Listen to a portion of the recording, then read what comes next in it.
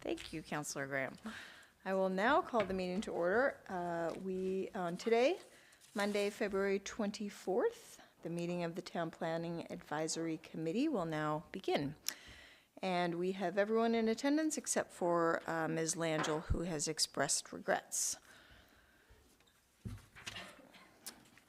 I would like to begin by acknowledging that we are in Mi'kma'ki, the ancestral and unceded territory of the Mi'kmaq people. We also acknowledge that people of African descent have been in Nova Scotia for over 400 years.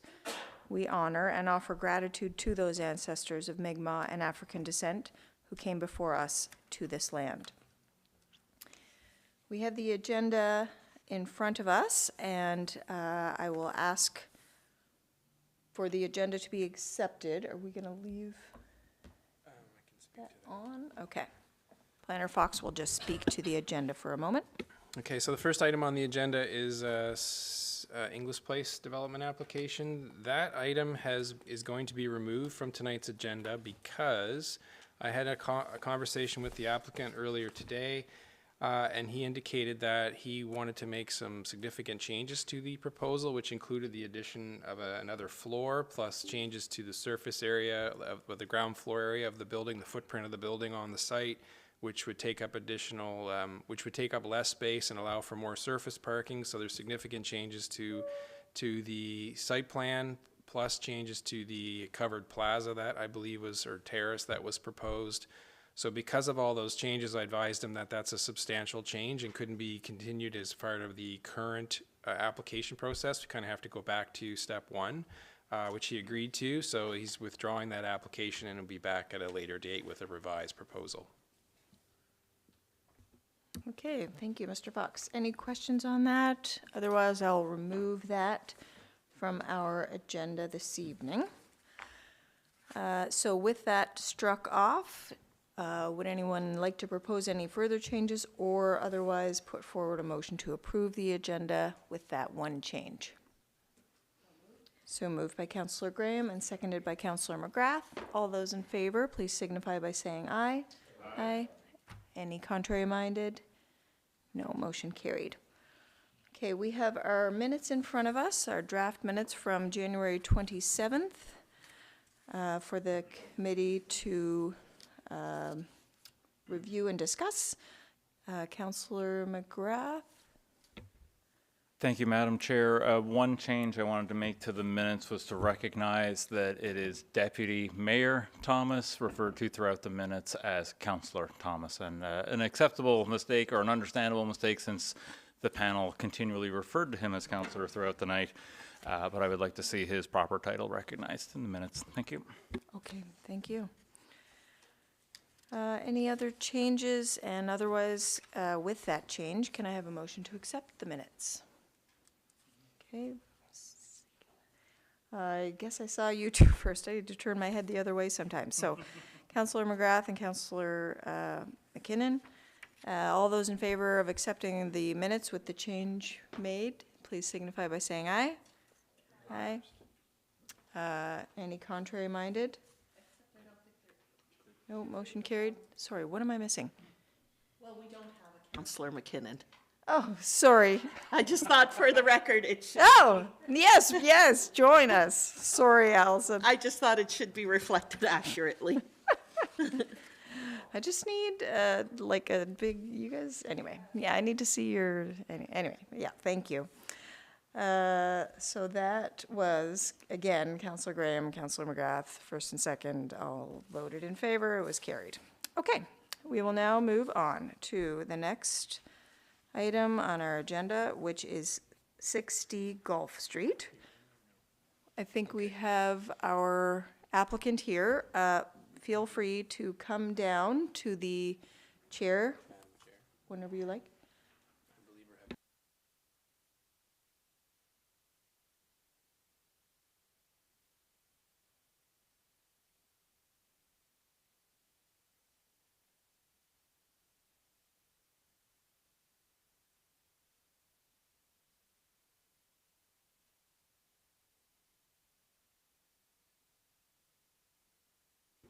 Another option, oh, you need your computer, don't you? Yeah, you can't just move chairs. Okay.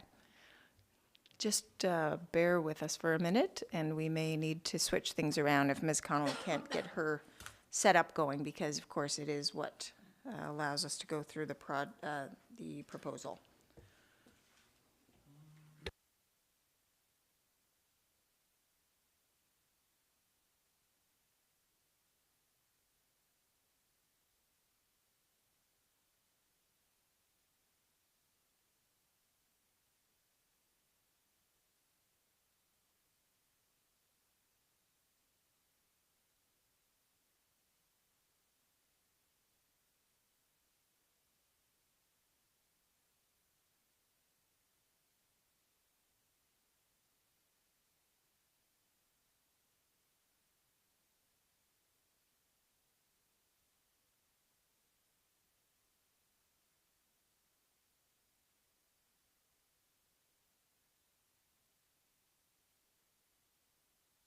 Wonderful.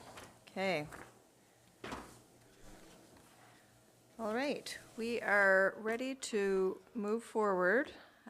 So this is step 2 of the application at 60 Gulf Street.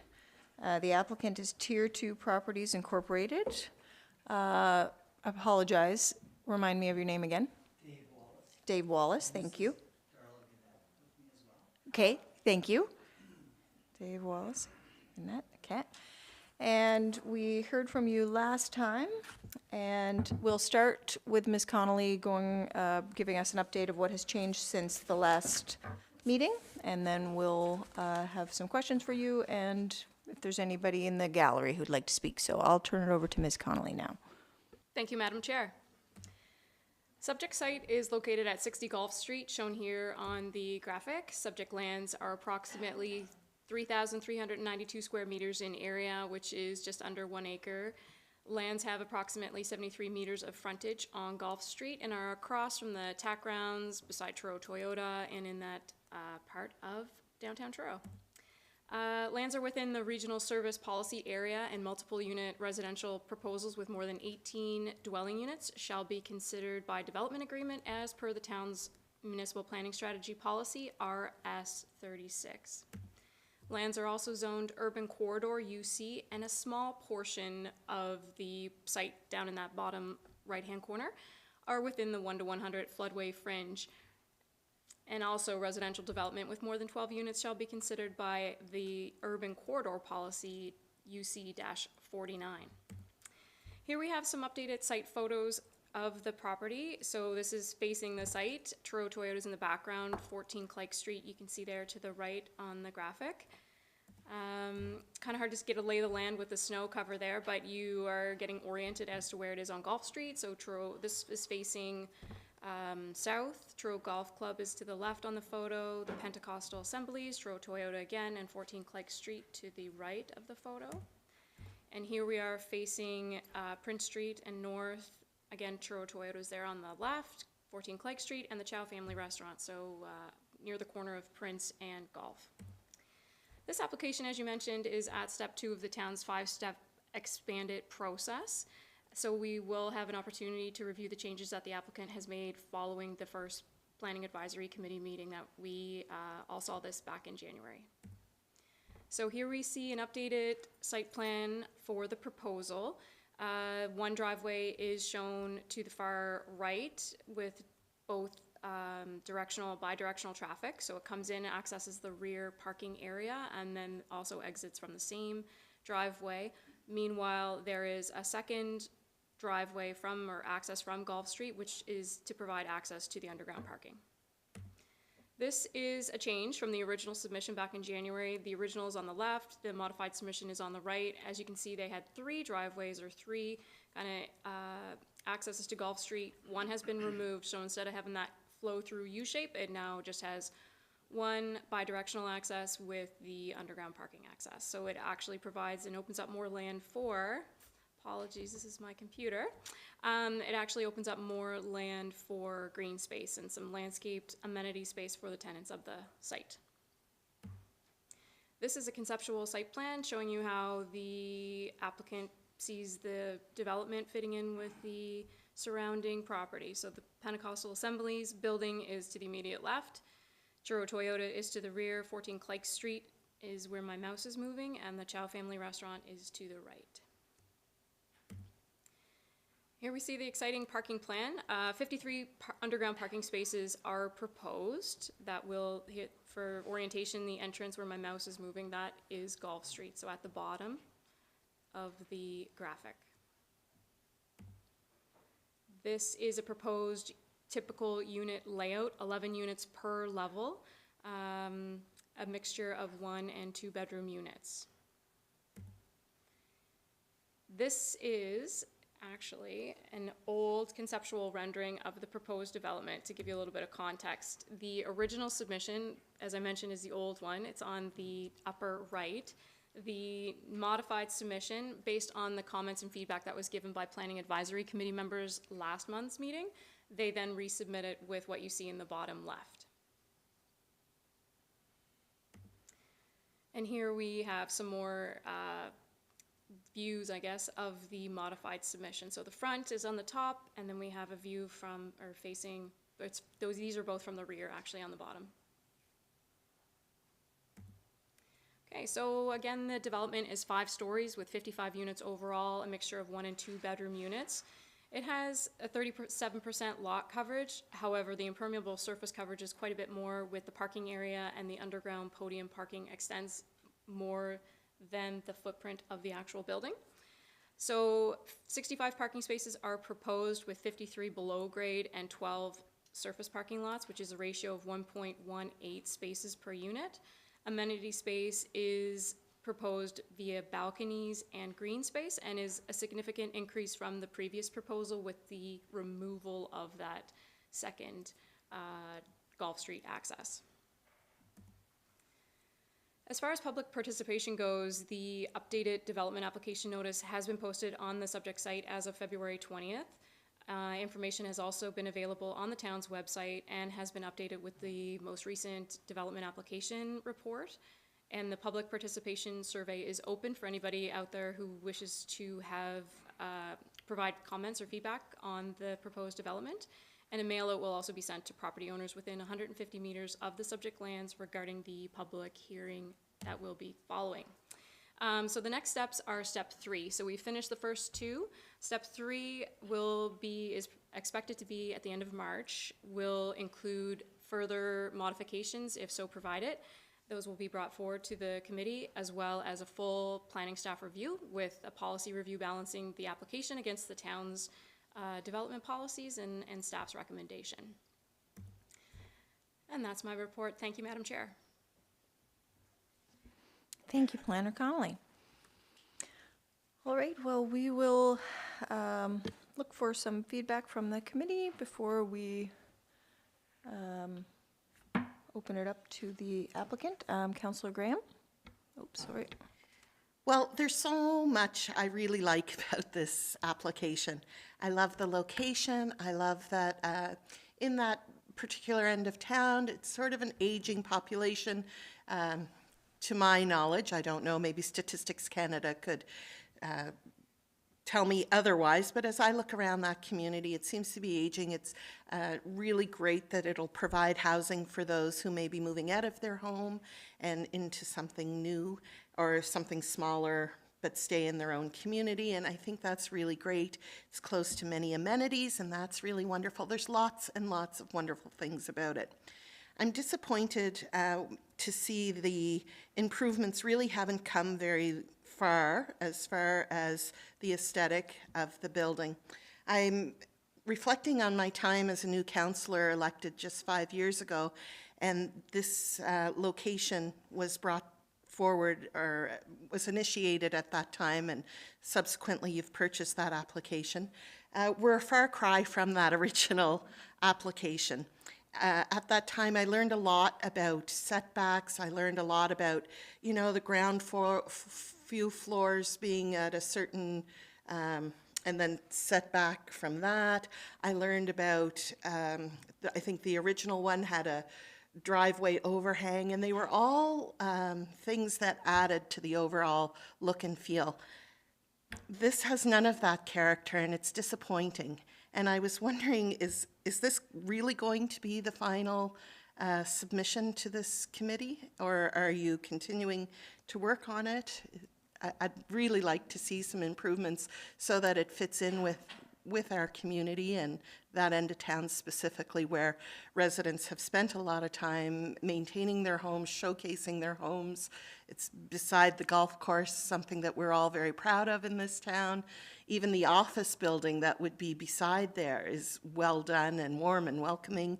And this could be offices, it could be a hospital, it could be any number of things, but it sure doesn't look very homey to me. Are you able to comment? Mr. Wallace, you can put yourself in the queue by pressing your button on the microphone there. Yeah. There you go. Councillor Graham, how you doing? Great. Good. You've been around the Maritimes, eh? Traveling? Oh, I have, yeah. Yeah, so lots of communities, and you see these multi-unit buildings going up everywhere. Yeah, I do. This is typically what you would see in most municipal units, this type of building.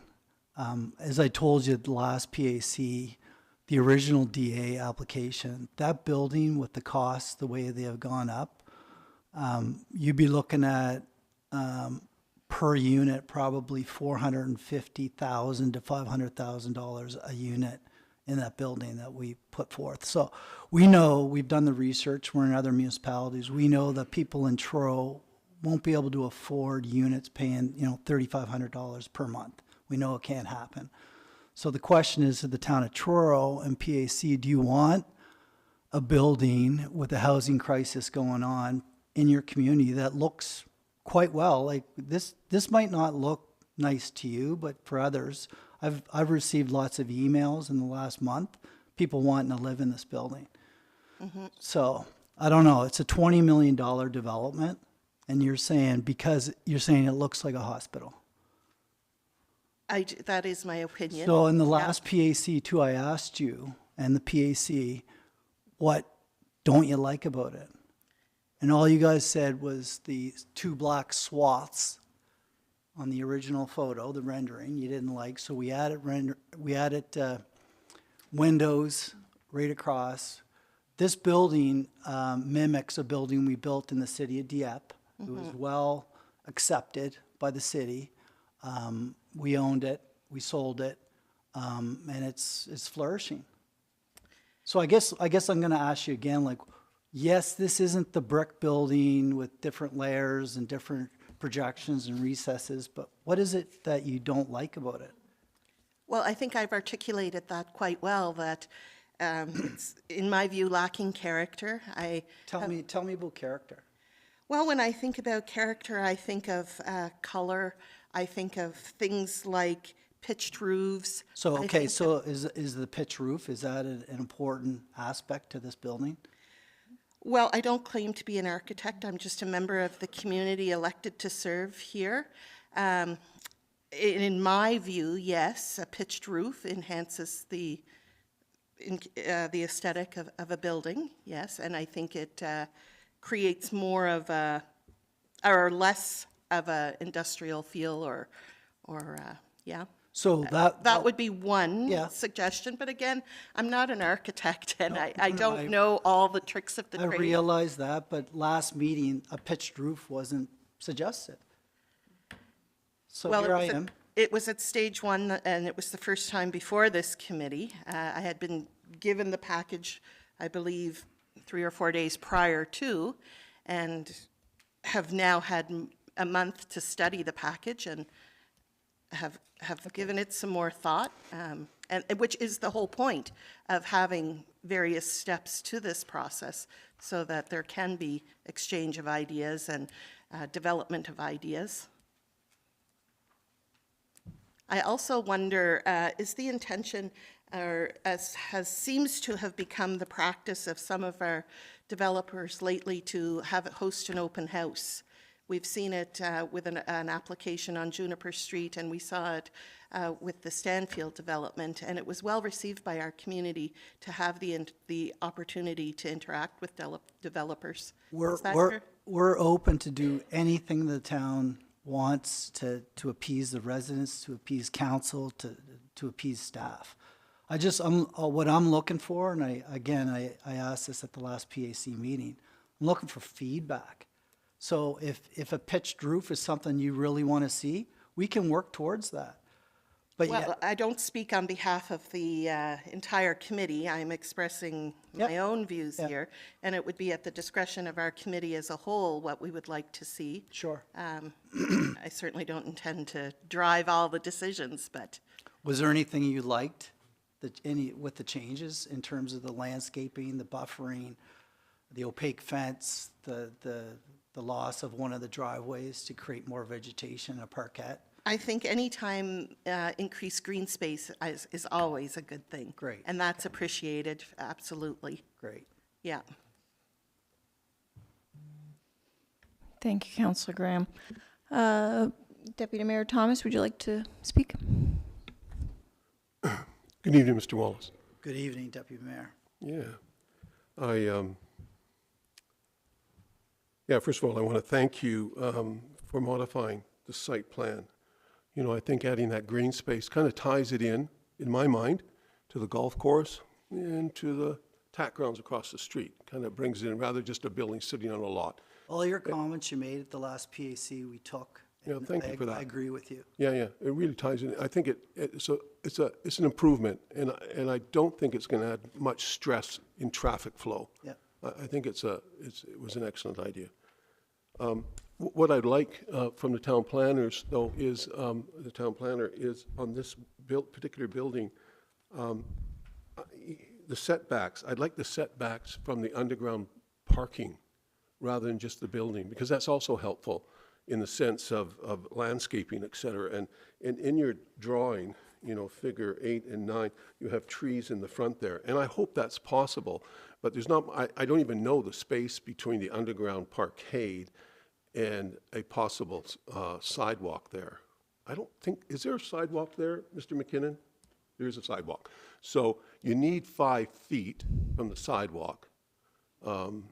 We like to see 5 feet as a minimum before you plant a substantial tree.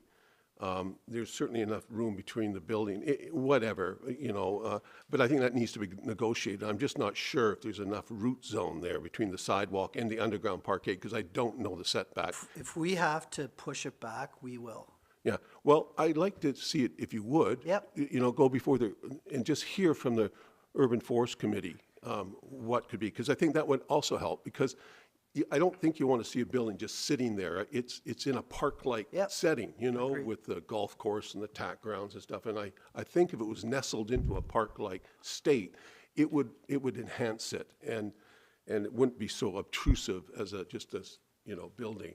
I like what you've done with colors, et cetera. What I hated was those more rectangular windows. You Yep. replaced them with 2 windows. I think that's an improvement. You know what? In my mind, I see this beautiful architectural thing that costs a lot of money, but I understand the market. I do understand that. Thank you. And so I have to recognize that. Yep. You know, I'd like to see multiple entrances and more townhouse kind of look to it, and people come off the golf course and, you know, right, and they enter through their nice entrance and yada, yada. But if there's no market for that, there's no market for that. And so we have to live with that. And, you know, this is not New York or whatever, right? We don't have a huge population, and there's only so much Yep. market for something like that. And if it's not sufficient, it's not sufficient. So I'll have to bow to that. I think you made some changes, but I think some trees in the front might help that. So those are my only comments. Yeah.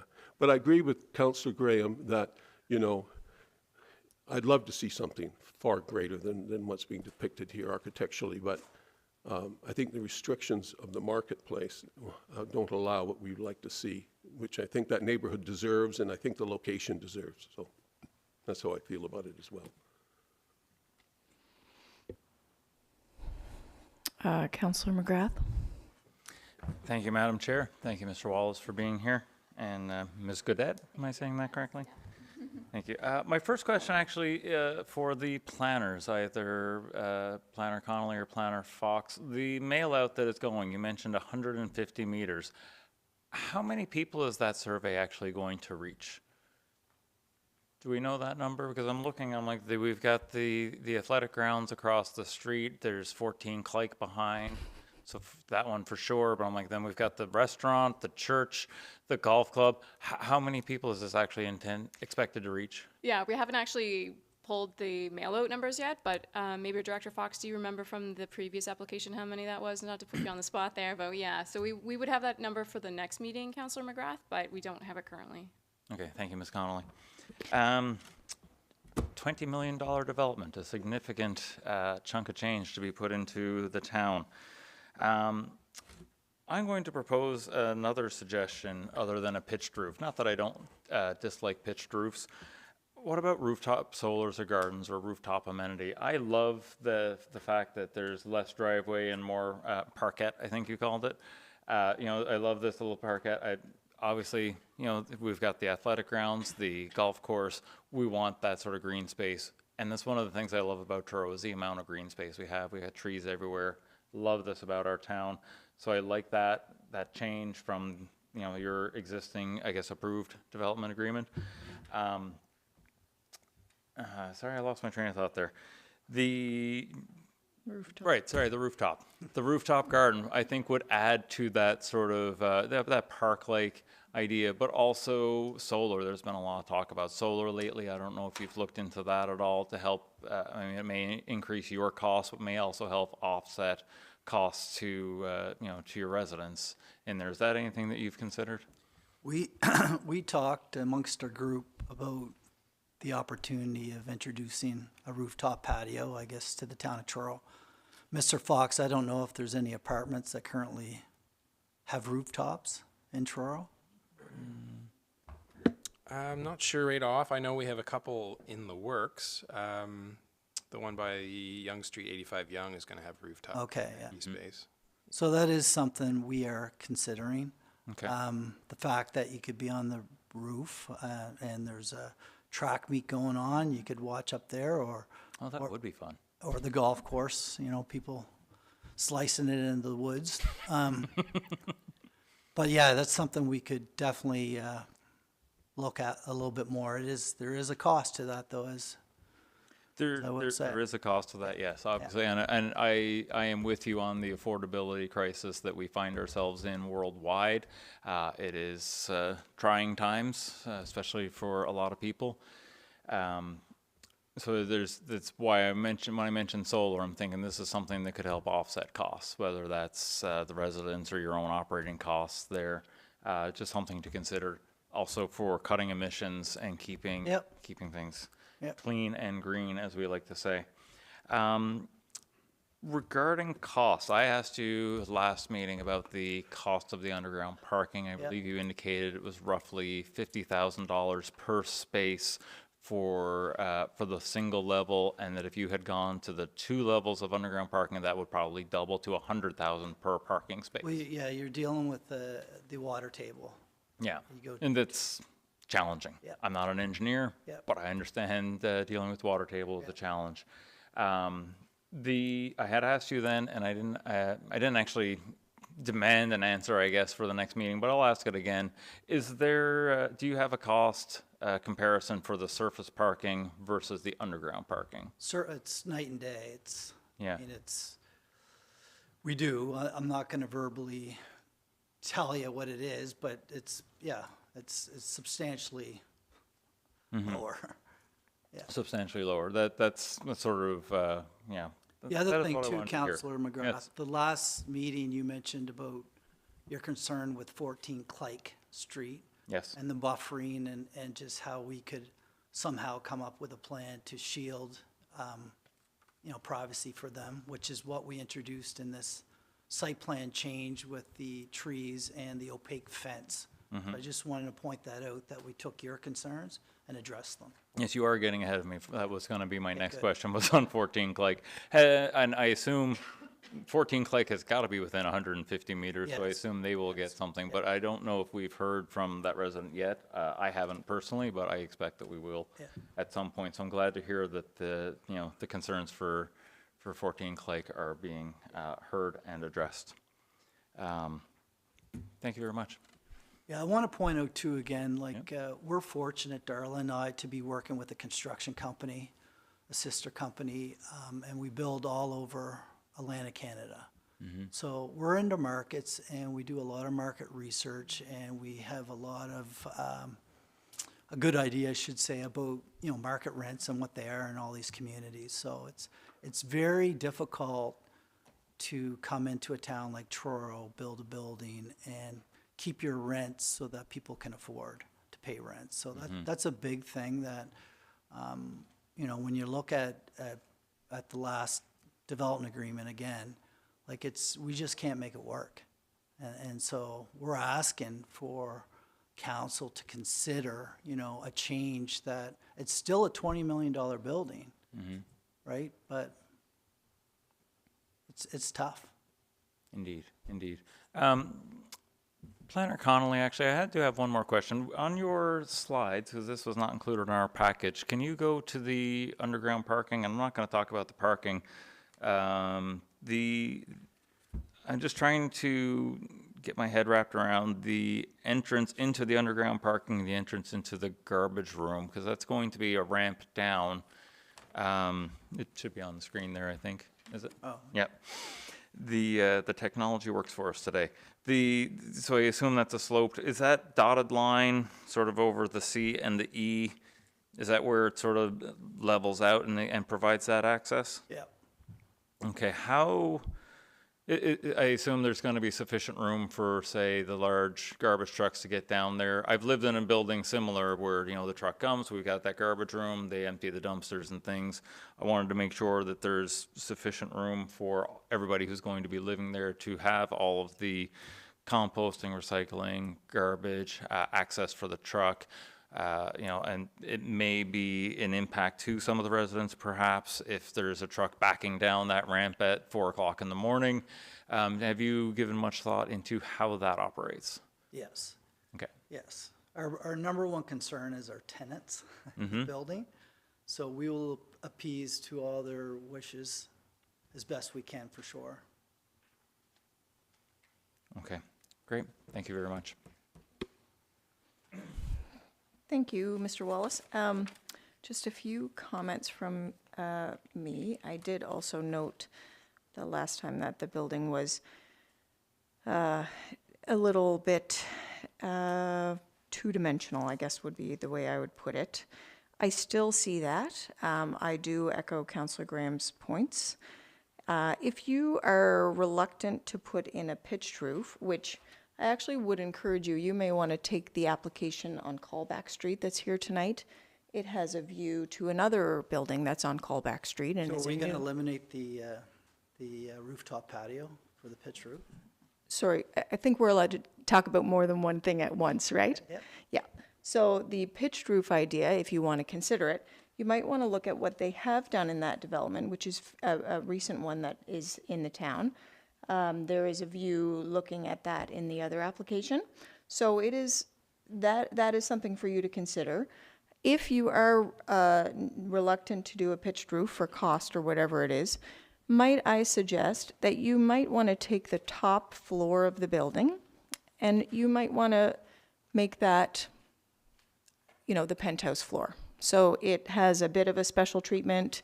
Maybe the roof extends a little bit on the sides and edges. Really, like if I even just take my pen and I draw a little bit out on the sides looking at the building, it really changes the perspective from like 2x4 Lego blocks to something with a little bit more interest. And I think that's what we're looking for. I don't think that would change things significantly, something like that. But I really think that you can bring something back to us that would give us a bit more to look at. So that would be my suggestion. Anyone else have any other comments before we move on? Planner Connolly, do you have anything else that you'd like to finish up with? Okay. Well, thank you both for coming. Unless you have anything else to add, we'll be in touch and have you back here for your next step. Back to the public open house. Is that something that we as a committee would like to encourage the developer to work with our staff to organize, or where did we land there? I'm just not sure. Yeah, and actually, thank you for bringing us back to public engagement, because one thing I was going to ask Planner Connolly, and I think I know the answer to this, but we discussed how many mailings were going out. But anybody is able to submit feedback online, right? Even if they're not within the 150-meter zone? Okay. And so typically for public engagement, do we wait until those mail-outs have gone out, or is it up to the developer to make a plan in terms of public engagement? We've had different. We have had, yeah, Yeah. and more in the recent past that has happened. And you're right, Councillor Graham. Some of the developers that you've seen come before you have held their own public information sessions, and those have been really in response to feedback from the community and from residents that we've heard. We haven't heard anything as yet about this proposal that's huge amount of feedback. However, based on the previous submissions, we do anticipate that we will hear quite a bit. So I do think that there would be benefit if the committee are inclined to request it, that a public information house would be well attended and would receive a lot of feedback. We do suspect that we will have a lot of online survey comments provided, but we don't, it's not open yet, so we won't know until next month's meeting, unfortunately.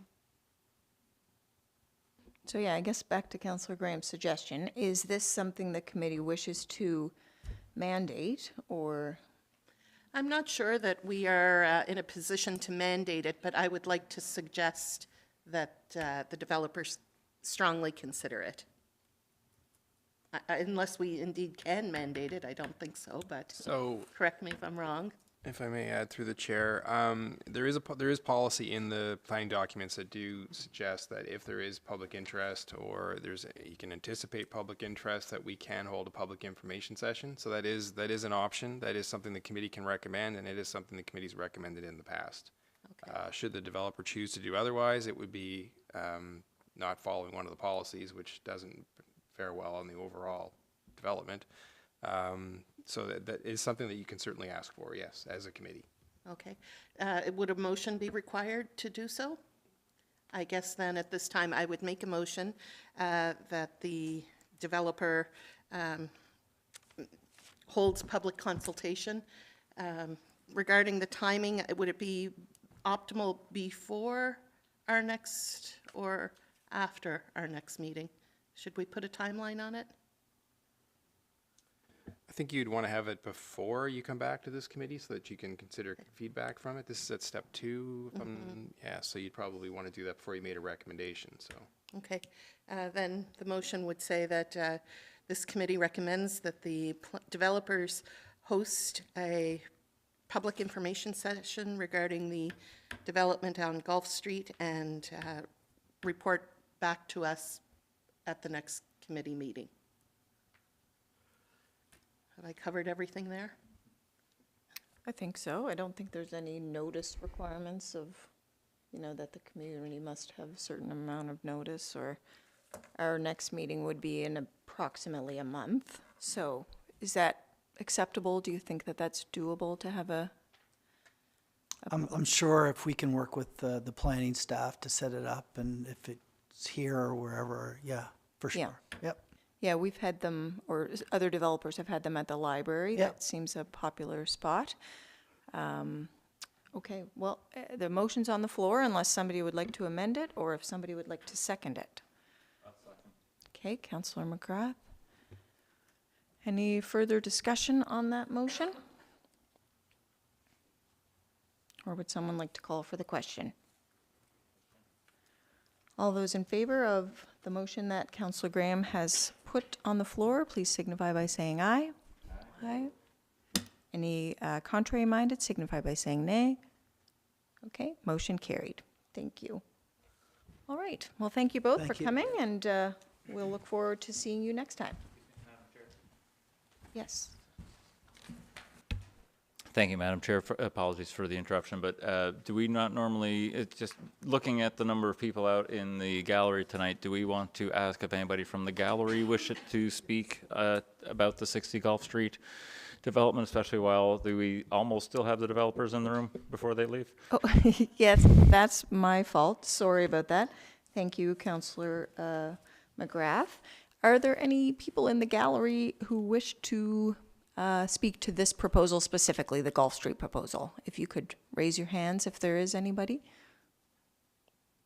Great. Okay, wonderful. Well, thanks for the save, but you're free to go. Okay.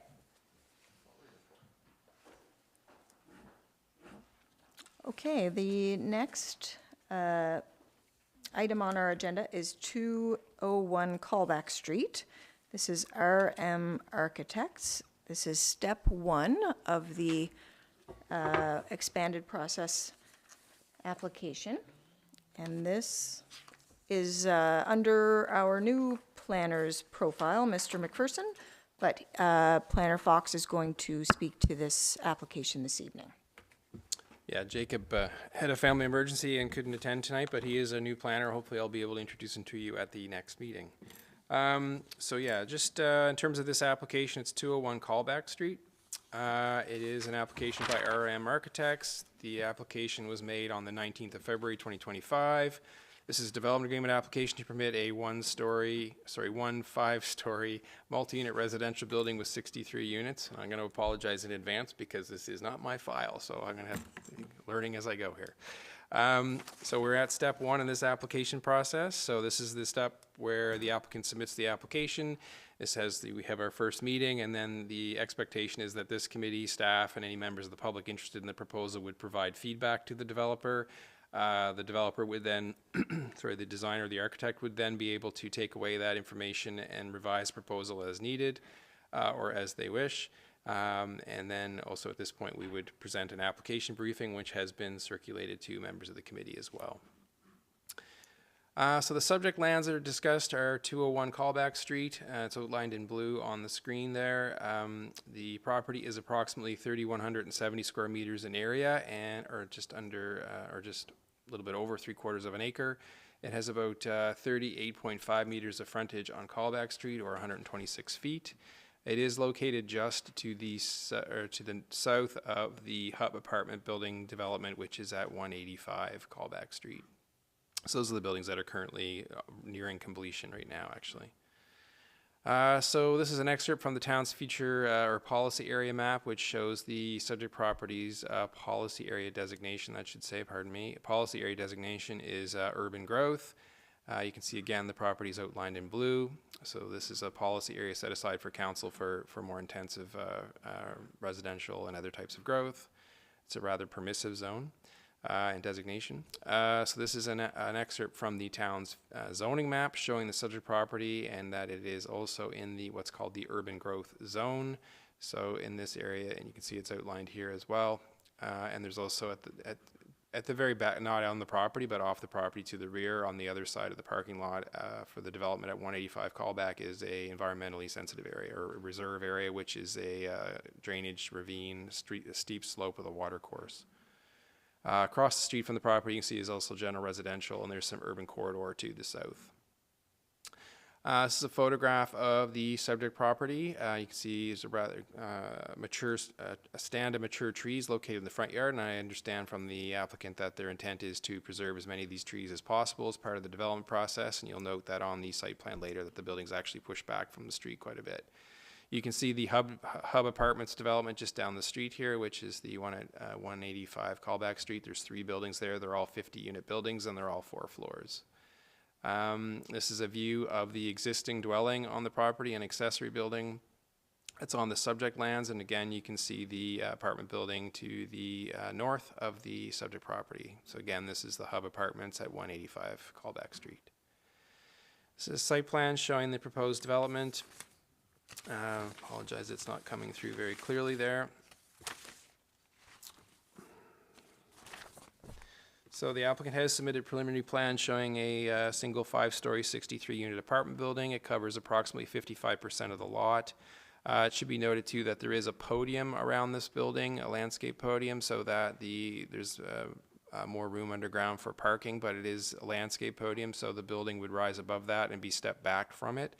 And let's see here, specific details regarding the architectural design haven't really been provided at this time. The applicant has proposed tree retention area, as I mentioned, along the front of the property, along the western portion or the front edge of the lot. Proposal also features a landscape podium, which I mentioned, and there's also here a driveway access shown here, which leads to a ramp down to the underground parking. The building dimensions are around 61 by 25 meters, or around 200 by 80 feet. Again, it's 5 stories in height, and there is actually a bit of a podium feature on the design, which I'll talk about in a second. So this is just a sort of a preliminary floor plan showing some of the unit mix. There's 1-bedroom units, and then 1-bedroom plus den plus 2-bedroom units proposed in the building. The units range in size for the 1-bedroom units from 538 square feet to 933 square feet. The 1-bedroom plus den units are 850 to 872 square feet, and then there's a 2-bedroom unit which is 1,150 square feet to 1,170 square feet. The underground parking level is for 56 vehicles.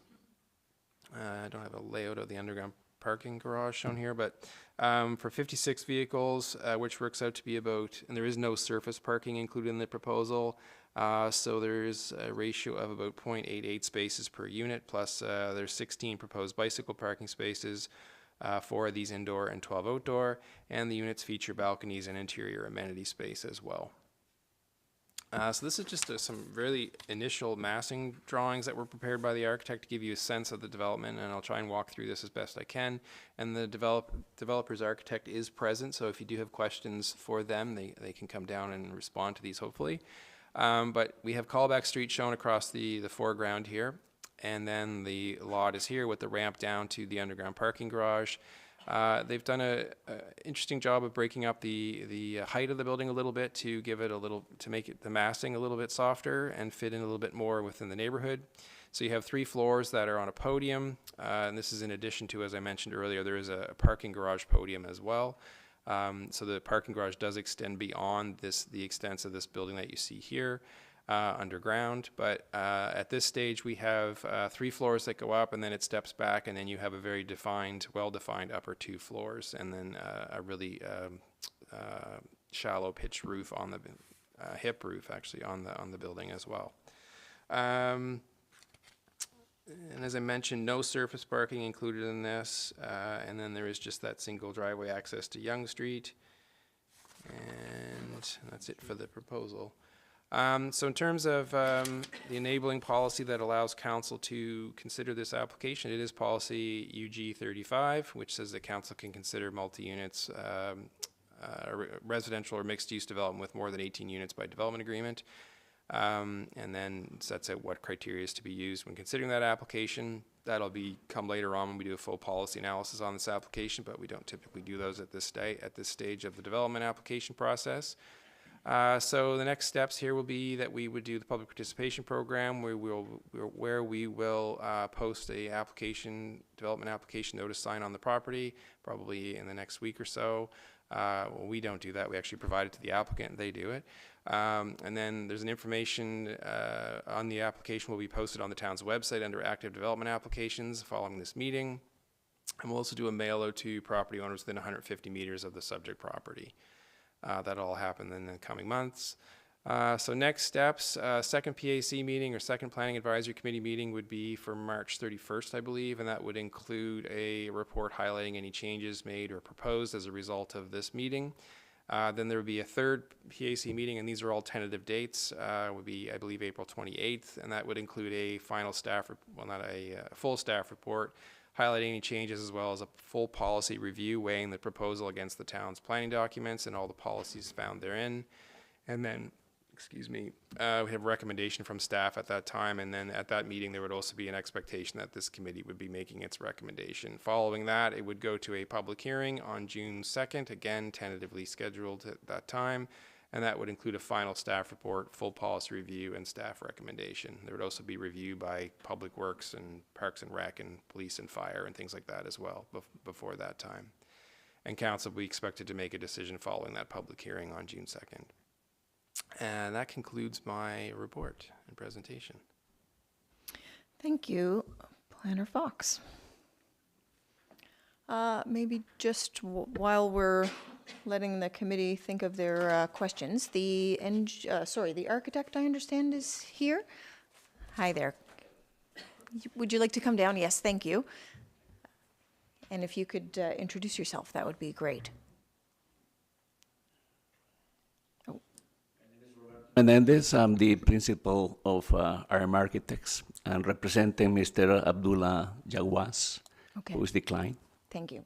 Did you say Mr. Fernandez? No, what was your last name, sorry? Menendez. Menendez. Menendez. Thank you. Thank you. Okay, I see Councillor Graham is in the queue. I have just two questions. The first is, do you have experience building in our town before? Are there any other buildings that I could reference to see? Yes, I do. It's currently a building on Charles Street, currently under construction. Okay, That's a 5-story building. It went under development agreement. okay. Oh, on the corner there? Yes. Yeah, oh, good. Yeah, I'm looking forward to that one as well. My only other comment or question is, and it certainly has no bearing on your application, but every time a developer comes before our committee, I like to encourage, and I wish I had remembered, or maybe it was better that I didn't, to our previous applicant, 3-bedroom apartments to accommodate families, I think is a desirable feature and something that I think would benefit our community. I feel that our demographics are changing and the needs of our community and what our community wants is changing. And I think 3-bedroom apartments for families. And I know that's probably a mathematical equation to deal with space and all the rest of it, but I would like to encourage. Absolutely, definitely. As a matter of fact, after our meeting last week here with the planners, the developer actually asked me, I would like to see 3 bedrooms as well. So it is in the equation. So we're going to revisit the whole layout, and we will incorporate the 3 bedrooms as well. Well, that's great. You're only at step 1, so there's lots of time for that. Absolutely. Thank you. Welcome. Councillor McGrath? Thank you, Madam Chair. Thank you, Mr. Menendez, for being here. Actually, this one will work. This on screen. Actually, Mr. Fox, can we go to the overhead that showed the tree preservation, the proposed tree retention area? Yes. So based on, oh, we had it. There we go.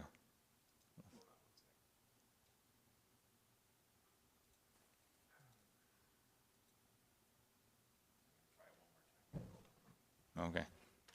Sorry, you don't need to zoom in, that's fine. If I'm not mistaken, the existing driveway is on the south side of the property. The new proposed driveway is on the north side of the property. Have you considered swapping the driveway to use the existing one in order to help preserve more of those trees? Or, as I expect, is there an architectural reason why probably a lot cheaper and easier to go in through on the down slope, I would imagine? That's the rationale, and Yeah. that's in relationship with the coordination with the Servan Dambrak, the civil engineers, and partly because we have a situation when the other buildings, they have a ditch, right? So ideally, if we go in this direction, obviously the ramp got longer, as opposed to pick at the lower section where you can enter in a more natural way into the whole building and the underground parking as well. All right. As you may have heard me say to our previous applicant, one of the things I love about Truro is all of the green space. We love our trees here. So we have our tree committee that's well respected. We're always looking for ways to improve the greenery. If I can ask Mr. Fox again, and I know this isn't your file, but if we can go to the future land use map or the zoning map, something that shows either of those. I don't recall which slide it was, one of the early ones, I think. That one will do. Just south of the subject lands, Mr. Fox, there is a large undeveloped space. It looks like, it doesn't look like there are any buildings. What is that currently? Is that just trees? Is that, do we know what's there? Yeah, in that space where it says subject lands that are not Yeah. the subject land. Well, there's an arrow there pointing to the subject lands. Mm-hmm. This parcel is treed and undeveloped. Okay, do we know if there are plans to develop that as well? But it's just treed and undeveloped as of now. It's not related to this application. I'm not aware of any plans for that site, no. Okay. Just curious what's there, again, in consideration of the neighbors. I think we're going to have a lot more people within 150 meters of this development than in the previous one. Just wanted to know what was there and who may or may not be impacted. I look forward to the next meeting where we'll have some more details, you know, maybe even that market analysis on whether or not the 3-bedroom units are required, if that's the way that the market is going, as well as a little bit more about what the building's actually going to look like. Absolutely. Thank you. Thank you. Thank you, Councillor McGrath. Deputy Mayor Thomas? Yes, good evening. Mr. Fox, I have a question for you to begin with, and that has to do with the setback on the south side of this building. It's reported that it's going to be 18.1 feet, but the next property that is occupied is a general residential, but I don't know the distance between this said proposal and the general residential, so I can't figure out whether it exceeds the 48.2 feet or required to go up to 4 stories, and then this is higher than that even. So I'd like that information for the next meeting, because I think that's important to have that proper setback, or at least consider the setbacks and what they mean. Do you follow my question? I do, and I suspect it's about 50 feet, but we can certainly have that information for you at the next meeting. Right. I know by right that in this zoning you can have an 8-story building, but I'd like to, you know, be cognizant of the fact that there's general residences zoning in the area, and I'd just like to know what that distance is for consideration. Right. So that's one request that I have.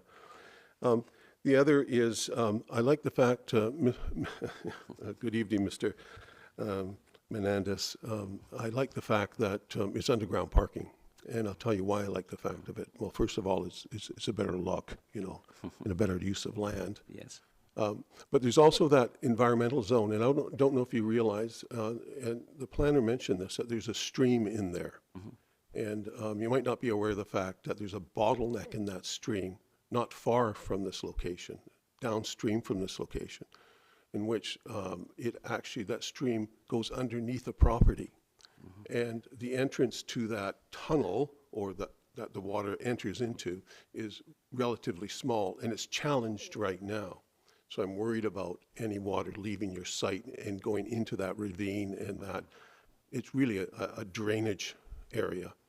So I like the fact that you don't have more surface parking, and the fact that there's going to be some forested areas or something that has greater, you know, water retention, and also not only that, but absorption. So I'm concerned about that, and I want, so stormwater management is important in this project, I believe, and you'll deal with the engineering department on that. You don't Yes, deal we with are. me on that, but you're going to be dealing with them on that. But I think it's an important thing to consider at this site, because of the pressure that's on that drainage system already in that area, the natural Absolutely. drainage system. Yeah. This, the good thing is that the civil engineering company that did the 3 buildings next door is the same company that we are using. Right. I've been using them for the last 30 years, Servan Dambrack, Okay. and they already doing the analysis on those aspects as well. Right. I got a call from somebody, since we just mentioned treed and tree land, from somebody that lives in the apartment just to the north of this building, right? The last of that development. And they're concerned about they want a tree buffer between them and the building, because it's going to be quite close, and they're hoping to have some trees retained there.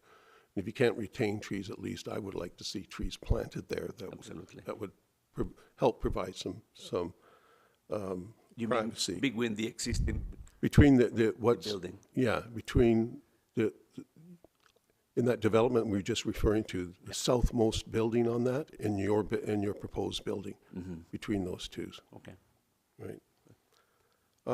And also, this, Mr. Fox, this building's going to be on you said a landscape podium, so it's actually going to be higher, isn't it, in a way, right? Is it not? Not necessarily. It really depends on the final grading. So the podium could be at existing grade. Okay, I see. So, and yeah, it really does depend on the final design where that podium ends up. And is that podium for drainage purposes, or what is No, that it's for? it would be the roof of the parking garage. Oh, I see. Yeah. Okay. So the Understood. parking garage is effectively a one-story box that the whole building sits on, and you excavate down. Depending how far you excavate down is how far that one-story box sticks out of the ground. Okay, I understand. So that decreases the cost of underground parking, essentially, somewhat?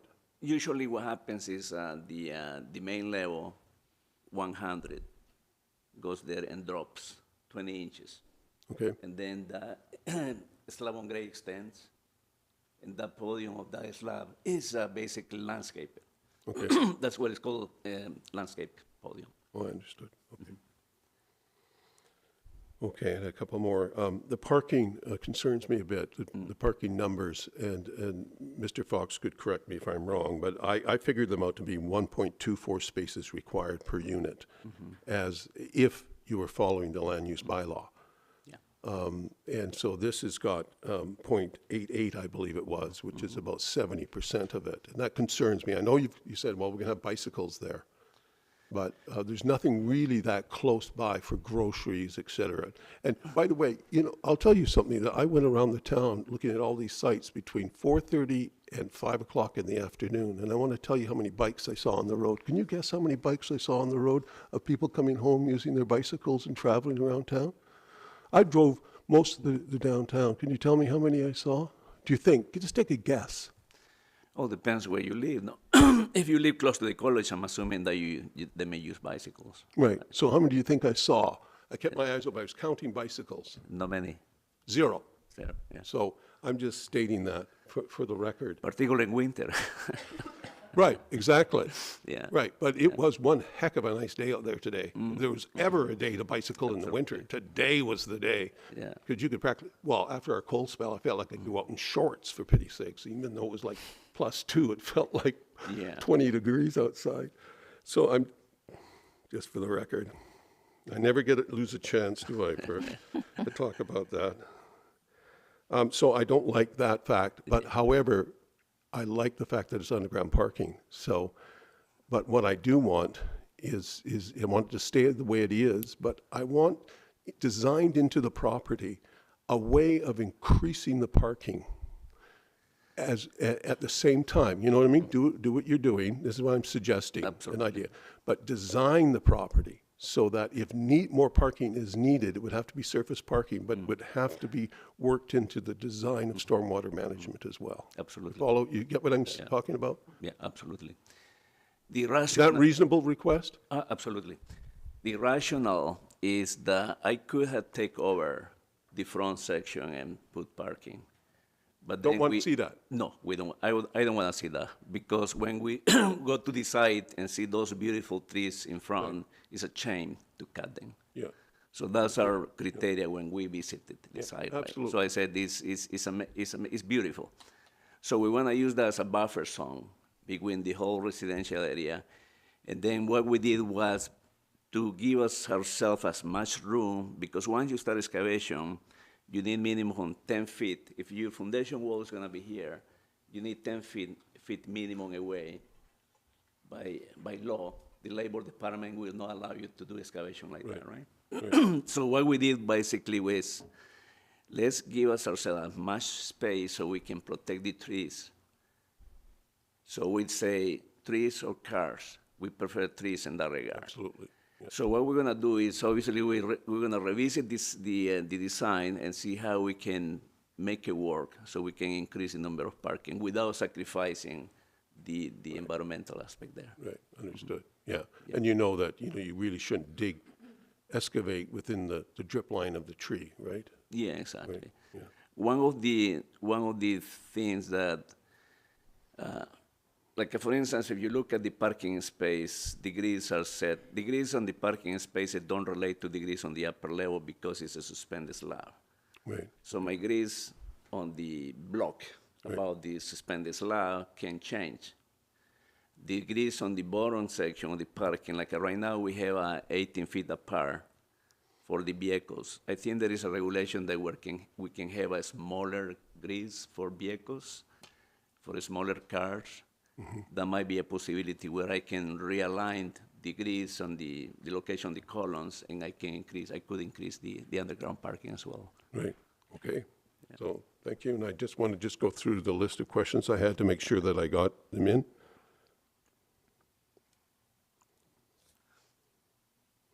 Thank you very much. You're welcome. Thank you, Deputy Mayor Thomas. I echo Deputy Mayor Thomas's comments. I think the trees are wonderful. I would love to see that stay.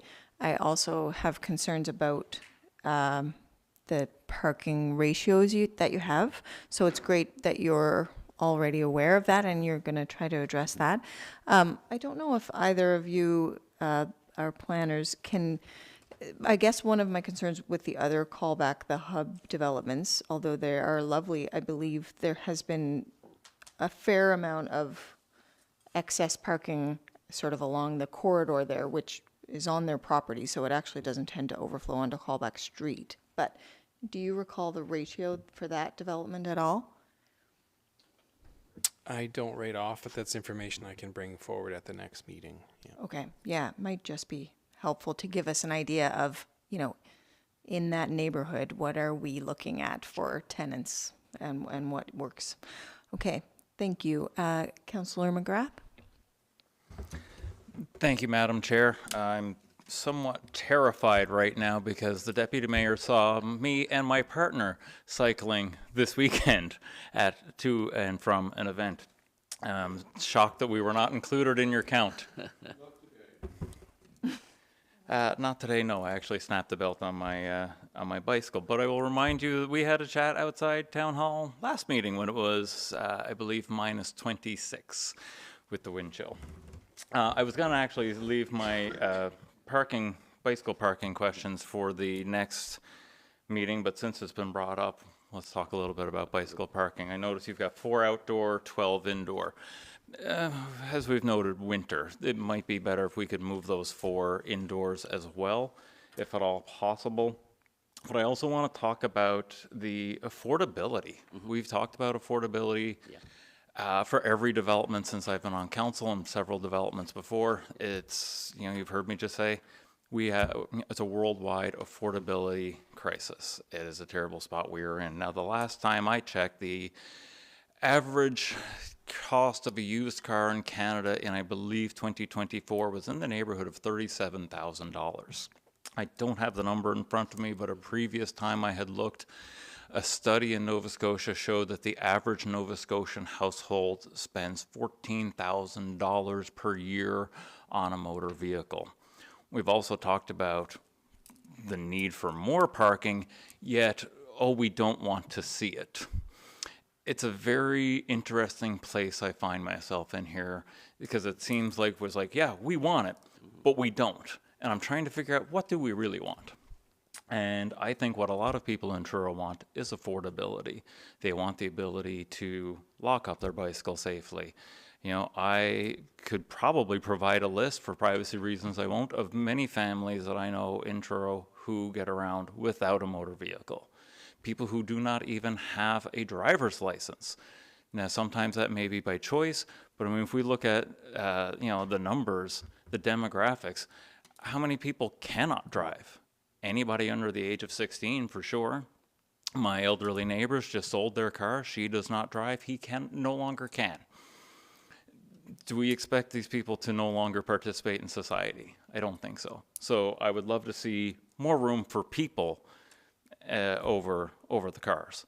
And with the advent of the e-bikes, I bought an e-bike last year, night and day difference. The hills almost disappear. The headwinds almost disappear.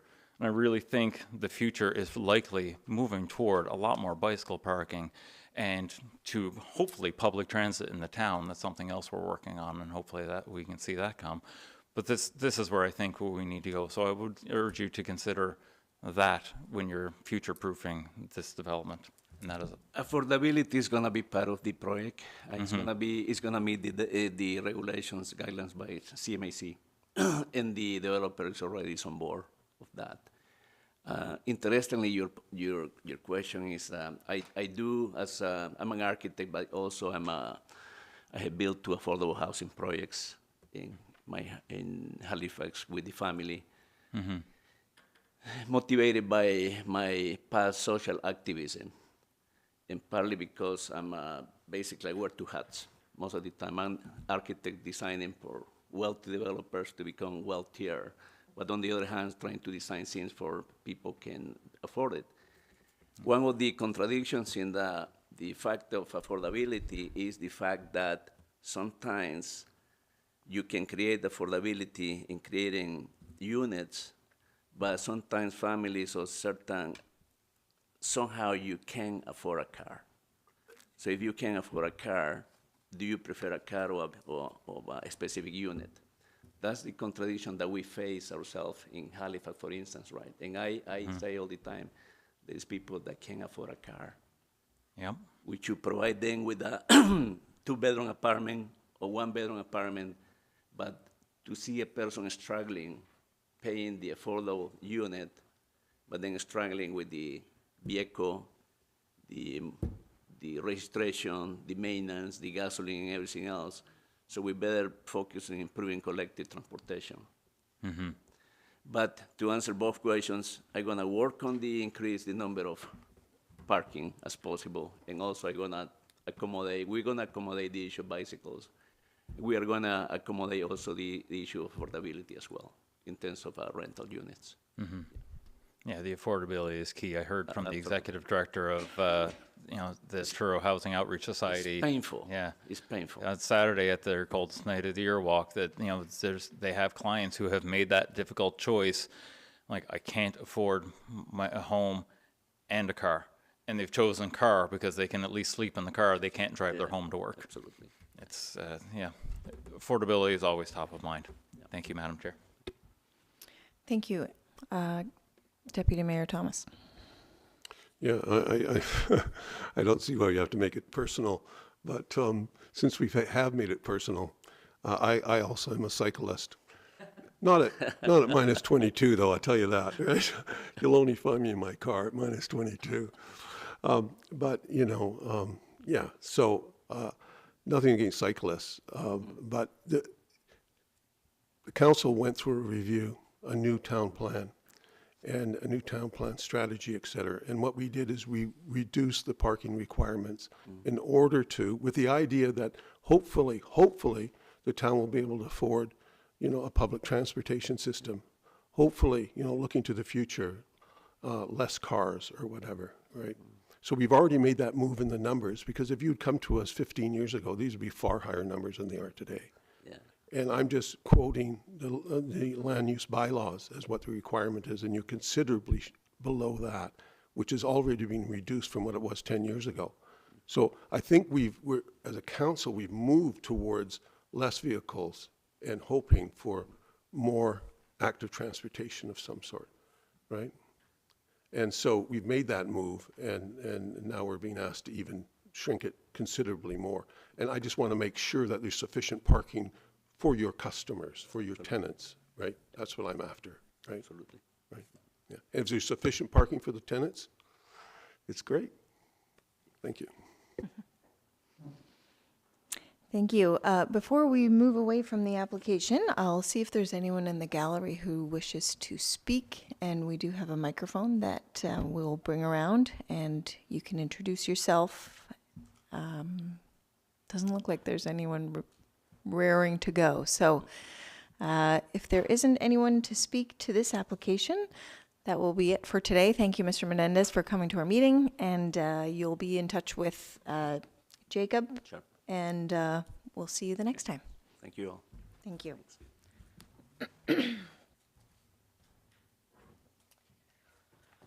Okay, our final item on the agenda is 373 Roby Street. This is the first step of the application for this project. And it is under Planner Connolly's profile, so I will let her speak to the development. Is anybody here representing the developer? Okay, you can make your way down if you'd like to the chair. And Planner Connolly, you are ready to go. Hey, thank you, Madam Chair. As you mentioned, this application is 373 Roby Street. Subject lands are approximately 2,413 square meters in area, just over half an acre in size. Lands have approximately 30.48 meters, which is 100 feet of frontage on Roby Street. So here you can see where it's oriented on the ortho map at the end of Longworth Avenue on Roby Street between Hingley and George Street. Subject lands are within the urban corridor policy area. Multiple unit residential proposals with more than 12 dwelling units shall be considered by development agreement as per policy UC 49 of the town's municipal planning strategy. Lands are zoned urban corridor UC, and the site appears to be outside that 1 to 100 floodway fringe, which is just on the edge of the subject site. Here we have some photos for orientation. So we see the end of Longworth and Roby Street. The large white two-story building is the subject property. And here we have another photo of the site taken from the western side of it. So this is, it actually has a looped driveway. So there's two driveway entrances off of Roby Street. So one on the eastern edge and one on the western edge. So here I've kind of put two rear photos. The one on the left is the west side of the property, and the one on the east is the east side of the property. And what you see, the trees in the photo on the left side, the single tree where my mouse is moving, that is on the property. The rest of the trees are actually on the adjacent properties. And so none of the ones on the right-hand photo are on the subject site. So again, as you mentioned, this is a step one. The application is made. This is the first time that our Planning Advisory Committee is seeing this application. So this is a preliminary concept, and your feedback is welcomed. So we have a site plan of the proposed development. It has quite a bit of coverage. You can see it's a little bit of a change from what's there currently. Some of the things are noted there on the site for your review, but we'll get into a little bit more of those details as we go through, as the applicant has provided us with a bit more information. So here we see the parking plan. Again, this is a very popular one. As we've seen with the recent applications, this is a parking podium, so it does expand underground further than the footprint of the actual building will. 46 parking spaces will be accommodated underground, and there are actually only 3 above ground spaces that will be provided. Here we see the proposed ground floor layout. So to orient you, Roby Street is on the far right of the graphics with the underground parking entrance shown.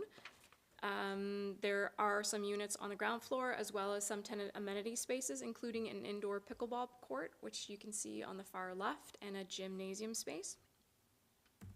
This is a typical floor layout that you can see. It's a mix of 1 and 2 bedroom units, and the back above the pickleball court is a low roof, so there will not be any units. The building will not extend the full footprint of the building. Here we have some architectural renderings of the proposed development. The front is on the left, the rear is on the right. And we are now seeing the west and eastern views of the subject proposal.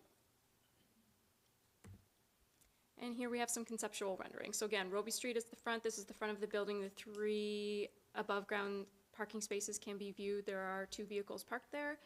The underground parking entrance is where my mouse is moving. And here we, still at the front of the building, just a little bit of a different view on the west side. We do get to see the rooftop amenity space that is also proposed as part of this development, in addition to the balconies. And here we have the rear of the site. So this is on the western side, the pickleball court and that low roof that I mentioned. You can see that in the foreground. The rooftop amenity is at the top to the right of the photo. And here we have the rear on the eastern side. The townhouse entrances, the pickleball court. You get a sense of what the building's going to look like. This is a little bit of a unique building as it has a mix of 1 and 2 bedroom units. However, they are contemporary or traditional single-story units where there are also townhouse units proposed that are 2 levels. So those are also seen on the 5th and 6th story, as those are 2-unit loft style units. 6 stories total, 51 units, 26 1-bedroom and 25 2-bedroom, 52% lot coverage just for the building, and a 76% coverage for impermeable surface. As I mentioned, 46 parking spaces are below ground, with 3 above ground, and is a ratio of 1.10 spaces per unit. Amenity space, as I touched on before, is a pickleball court, a gym space. The balconies will also be included. There may be some usable green space. We're still working with the developer and their team on the actual accurate numbers for that, which will evolve as we go through the process. I'm recommending the town's expanded 5-step process for this development be considered. An updated development application notice sign will be placed on the subject property in the coming weeks once we have that created. Information has been posted on the town's websites and will be updated throughout this process, and a mail out, of course, will be sent out prior to the public hearing. So, as mentioned, we're at step 1. Following this, we'll be at step 2. So any changes stemming from this meeting and feedback given by committee members will be incorporated and shown at the following meeting, which is expected to be the March 31st BAC meeting. That concludes my presentation. Thank you, Planner Connolly. I'll allow you to introduce yourselves, and then the committee can get in the queue to ask questions of Planner Connolly as well as yourselves. So I think your microphone is on there. We're live here, okay. Good evening, Council. My name is Ryan Johnstone. I'm the owner of the property and the owner of Lennox Developments Limited. I brought some notes here because many of you probably don't know me, but I'm local. I live in North River, so about 12 minutes from here. I've been investing in real estate in Colchester for 20 years. Currently have 70 units under management. Have my property manager, Karen, in the back here. Surprised we haven't heard anything about property management post-development today, but that's another discussion. I've got, there'll be heavy focus on, if this development goes ahead, on property management. Couple of points about the Roby Street area. I've noticed it's rapidly developing, which is great for the town. It's ideally located between uptown and downtown. I've hired Lindsay Construction and the architects to work with me to make sure we're compliant with all your requests. Hey, I'm Colin Dorgan, president of Harvey Architecture based in Halifax. You'll hint the Irish accent, but I've been here for a good few years now. I'm here 11 or 12 years, mostly working in Halifax, but all over the province. We do a mixture of developments, not just multi-unit residential, so our focus is highly oriented around the use of the individuals accessing all of our buildings and so on. So that's why our project has a very kind of fragmented approach in terms of we've got solutions for various problems that are you would expect to encounter when encountering a residential project like this. So we've got a place for loading trucks to be off the street. We've got a place for delivery such as Uber or Uber Eats or pizzas or whatever to pull in underneath a covered drop-off area for that purpose, and also to accommodate, you know, elderly people, people with challenging accessible needs, to be out of the weather and ready to be picked up, etc., as well as three or four surface parking for visitors, and also for our use of the shared pickleball court, which is intended to be a community asset. So, yeah, that's it. We have... Sorry, can I just interrupt you? Did you say which is intended to be a community? Yes. Okay. That is one. I can run through our main points if you want. Thanks, Carla, for the introduction. Carla's been great as well, by the way. And just a quick note, I thought your bylaw was fantastic. Brilliant organisation on it. Very easy to understand. So kudos to you guys on that. Would it be appropriate for me to run over my bullet points? I think that's fine, unless others have a differing opinion, I think that would be helpful, and then we can just get to all the questions sort of once we've got all the information. Yeah, okay. Underground parking is obviously a feature in our site, and you've kind of, you know, spoken to the positives and challenges with that. But there's one other thing that we would mention here, and that, as Carla pointed out, just towards the rear of the site, we are on the 100-year floodplain mark. So we've designed the access to underground parking ramp to be capable of receiving a flood defense system. So in case that ever expanded in the future, that would be a possible thing we could add. But other ways would be waterproofed, you know, to high level. Obviously, some pumps, that kind of stuff for, you know, backup systems in the event of, you know, significant rainfall in the immediate area, etc. A large portion of our site, approximately 70%, is rooftop plaza, including the building footprint. So we would have, you know, controlled flow drains and landscaping on the podium, etc., to help to absorb the speed of aquifer recharge and so on. So we'd be controlling the flow of stormwater off of the site. That would probably be standard. So yeah, I'd mentioned the area to the right-hand side of the entrance is a place where large, varying sizes of moving trucks can come. So we've allowed for you know, up to a 3-bedroom moving truck, you know, so a deeper size U-Haul, etc., to back into the site, to be completely out of the way of all of our other accesses. So that's why we've got this extra driveway on the right-hand side, which approaches the rear. That's also where the garbage room is located, so garbage trucks can pull in there without blocking the street.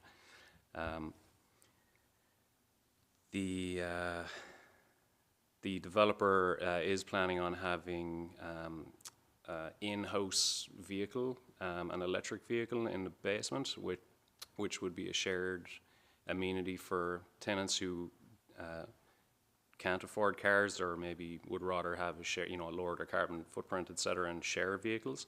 So that's something that Ryan is passionate about.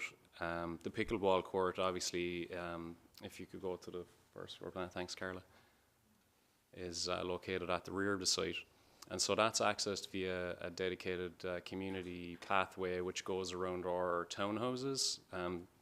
Our townhouses are in the central core here on the top end of the page. And so you walk around those that walled garden area for the townhouses. And that's going to be lit with bollard lighting and some lighting off of the building, so that there's good, you know, lighting to a safe level, and good. What's nice about the townhouses in that area as well is it offers some passive surveillance in that, you know, on that route to the pickleball court. So pickleball court's located at the rear, and you may have heard about the outdoor pickleball courts causing a lot of noise and so on. So we put that indoors. We didn't have to, but it does give you, you know, the sound isolation from the neighbors and all that kind of stuff. Plus, there's just the idea is that becomes a kind of an active hub at the rear of the building. So it's just another thing to kind of encourage people to have that active lifestyle because of the synergies that go along with that. There's also a little stair that comes up from the basement at the rear, so we're getting a kind of a dual use out of that exit pathway at the rear. Thanks, Carla. Then what Carla mentioned about our mix of units, I think, is really important when it comes to successfully diverse projects. I think offering units of varying size, having units on the smaller scale helps with their affordability, and it helps keep the aggregate of the overall cost of the project down as well. We haven't gone the smallest we could possibly go. We find the size of one bed is really good. It gives people, you know, sufficient storage space, a good living area, laundry in unit, etc.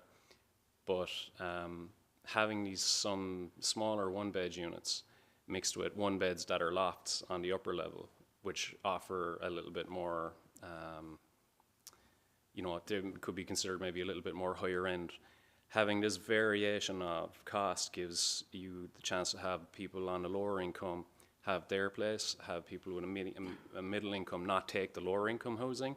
So when you offer within one unit this mix of sizes, it does tend to just be more successfully diverse, in my opinion. And those are the best types of communities to live in. So we've really tried to make that a feature in our project. One thing we would say is the townhouses are large enough to be 3-bed, if, you know, just to address your point earlier. So it's just something, so yeah, I think we could fit that extra bedroom on the lower level, but that would be a simple change. Yeah, so those are my main points, I think. Thanks very much for your time. Thank you. Planner Connolly, you had your mic on. Would you like to speak? I did. I want to acknowledge a error in the report just with the parking ratio. Flip my numbers, as as Deputy Mayor Thomas will point out, I'm sure, but it's actual not a 1.1 ratio. It's actually 0.9. It's the other way around, yeah. Yeah. So apologies. Just wanted to clarify. No problem. Thank you. It is Monday, so it's okay. All right, Councillor Graham. You were right to anticipate my comments about a 3-bedroom. I think it is really important that our community accommodates families, and I'm glad to see that that will be a consideration. Again, I am under no illusions to think that that is a requirement of a successful application, but I do like to encourage all our applicants to consider it. My question, only one question, and that is regarding the townhouses or any of the other units in the building. Are they available for sale or strictly for rent? They would be just for rent. Just for rent. Thank you. Councillor McGrath. Thank you, Madam Chair. Thank you, gentlemen, for being here. Sorry, the gentleman on the left, I didn't catch your last name. Could you? Colin Dorgan. Dorgan? Yeah, D-O-R-G-A-N. Thank you. Thank you, Mr. Dorgan. I'm going to preface this. I have Irish ancestry. I come from Newfoundland. If I start slipping into my Newfoundland accent, I apologize. I'm not making fun of you. But even as I'm listening to you, I can hear the change in my voice as I'm thinking things through in my head. And I'll try to maintain my radio voice while I'm here. I would like to follow up on Councillor Graham's questions about the rental versus ownership, because that is something I think when we talk about the diversity of, you know, I think the diversity here is good. You're talking about, you know, we've got these smaller accessible units, these interesting, the 2-floor units. I don't know how that works for accessibility as much, but it's certainly a nice diversity. But that I'm noticing that trend that the ownership versus rental in the town seems to be swinging very far toward rental more so than ownership. And I think we need also that diversity. Can you speak a little bit, either of you, on the decision for rental versus ownership in these units? Well, I think that's more of an owner's question. I guess I'll just high level. I mean, I'm not sure how I could really incorporate, owned units into this unit as they're part of the main structure of the building. Right. Possibly there's a way to carve out from a condo style, but it's not something I've done before. Okay, that's one of the curiosities, because I know there's a few places. I mean, I'm young and fit, or youngish and fit-ish now. Someday those stairs are going to be difficult for me, and that's something I've always thought I would love to buy a condo here in town and maintain that ownership feel. The pickleball, good call on moving that indoors, because the only thing I know about pickleball is what I read about noise complaints. So, in avoiding our fantastic bylaw staff, having that indoors likely a great idea. The underground parking, you mentioned a flood defense system. Now, I've read a little bit about these, but can either of you speak a little bit more about that for those who may not be aware of these systems? Yeah, it's commonplace back home in Ireland because there was rivers flooding constantly. Basically, there's the system that we've allowed for here would be positioned in the ramp. So there would be posts, positions for posts to be anchored into the ground and on the side walls, and those have slots that allow an aluminum panel to slot into one another, and therefore it just creates a barrier. Yeah. All right, and then so then where does that water go? Because again, you've mentioned you're very close to the floodplain. We do get flooding here as well, much like in Ireland. There's the Salmon River overflows a little bit. If that's prevented from going down into the underground parking, where does it then go? Is it just displaced to the rest? Yeah, of I mean, the point of if it's going to be entering our ramp, it's going over the entire street. It would actually be on the street beforehand, so it would be just preventing it from entering the bowl, which would be our basement garage, but it would be everywhere else at that point already. So we're not concerned that it's going to then displace that water and impact other, your neighbors. They're already impacted before this system is activated. Yeah. Okay, that's very good information to have. You mentioned car share, I believe. And I can't believe I didn't mention it before tonight. That's something I usually bring up when I'm talking to developers in front of us here. That's an affordable option for some people who need a car occasionally, but don't have the means or do not want to own a car. I mean, I'd love to not own a car if I could, but I'm not there yet. Thanks, Councillor. I can speak to that a little bit if you like. Yes, so please. It's not fully ironed out yet, but the general concept is a combination of addressing affordability, because there are a lot of people who spend a lot of money on their vehicle, who would probably be able to rent or use a vehicle that's a car share that's part of the building where they live, whether it's actually owned by the building or whether it's in partnership with, say, Car Share Nova Scotia or something like that, is to be ironed out. But the general idea is that there would be 2 vehicles on site, electric vehicles that would be charged and plugged in and rentable through either an app or some sort of car share solution. Generally speaking, only to residents of the building.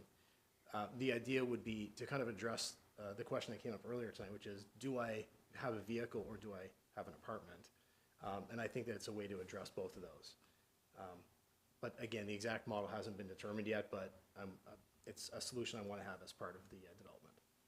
I can't wait to hear more details on that. Also, I'm not sure if any of the tech guys are around. I'm not sure if you're being picked up on the mic. We can certainly hear you in the room, but the microphones are more for. I'm getting a thumbs up from the control room. You're good. Okay. You're good. Just wanted to make sure because it is for the benefit of those watching at home and the broadcast. Thank you very much. And the mixed income tenancy, I think that's a wonderful thing. You mentioned property management. Now, I have dealt with your property manager a couple of times before. I think this committee normally just deals with the building itself. Our wonderful bylaw staff deal with property management afterward. I don't think that's normally anything that this committee has to be concerned about. But because you brought it up, is there something that you want to speak on to that, to property management, why that hasn't come up? Thank you very much, Council, for asking that. Basically, as someone who's had to do with my property management myself for 15 out of the last 18 years, I've seen how bad it can go if you don't have property management who's professional, knows what they're doing, knows how to do all of the preemptive work to get the right tenants in the right building. It can be disastrous for a neighborhood or a community if you don't have good property management. So the reason my property manager is here is because she and her company are local, they're very experienced, and they're going to be managing this building. And if you live in this neighborhood, you should care about that. Mm-hmm. Because you don't want drug addicts. You don't want, people who are causing problems, who are not following the rules of tenancy in that building. And so it's going to be managed properly and professionally. Excellent. Everybody wants good neighbors. That's correct. And I'm very blessed to have some very great neighbors in my neighborhood for sure. Now that is interesting. I mean, obviously, as a counselor, and I'm sure my cohorts here will agree, we have had to deal with some issues around bylaw and some of the issues, but that's not really the point of this committee, so I'll leave it there. Thank you both for your time and your answers. Thank you. I take the point, though. I think it's a good one, and you're probably right. It is a little bit of a blind spot for us because it is not technically something that we would usually ask, but I think when you speak to the public perception of what the building will look like or run like. You know, it is a good point that you bring up. So thank you. Deputy Mayor Thomas. Thank you very much, Ms. Chairman. I just want to say, first of all, I just love the intelligence and the complexity of the design and the concept. It's brilliant, really.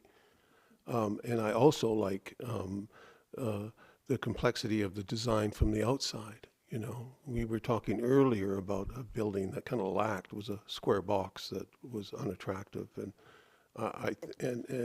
we're told it wasn't affordable to do something different. Here, I think you've managed to include a lot of good things in a building. So I want to say that's good. But I haven't finished yet because I got some questions for the for Ms. Conley. And one is, when I look at the renderings of the building, I count 5 floors, not 6. Can you fill me in on that, please? Yeah, for sure. That's actually the pitched roof up there holds the second story loft portions of the units.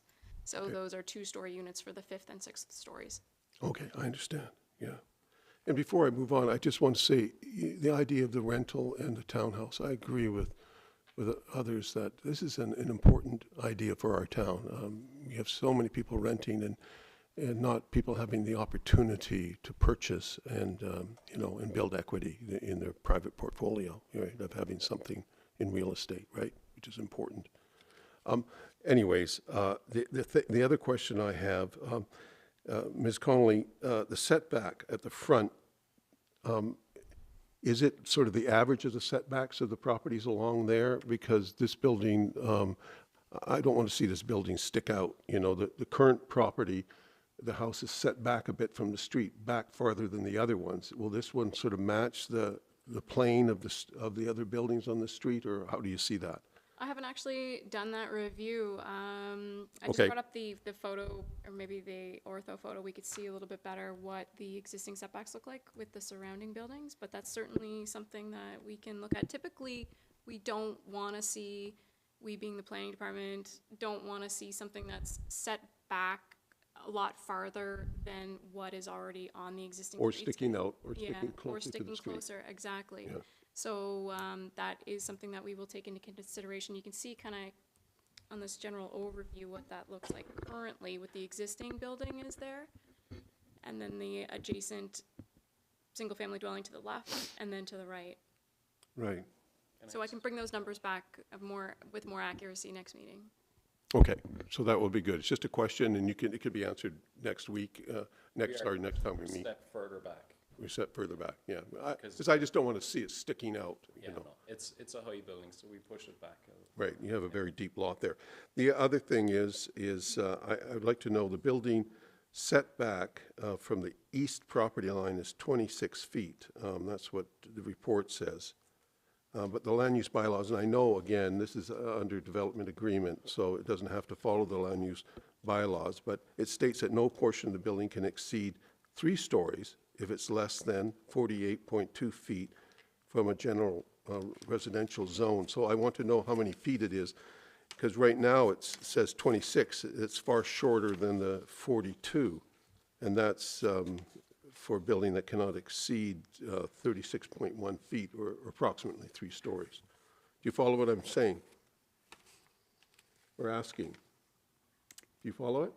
So you're saying that the east side of the building doesn't have a step Well, you look at the back from setbacks, the- you look at the setbacks that you've listed here. The Yep. setbacks on the east side was, I think it was 21.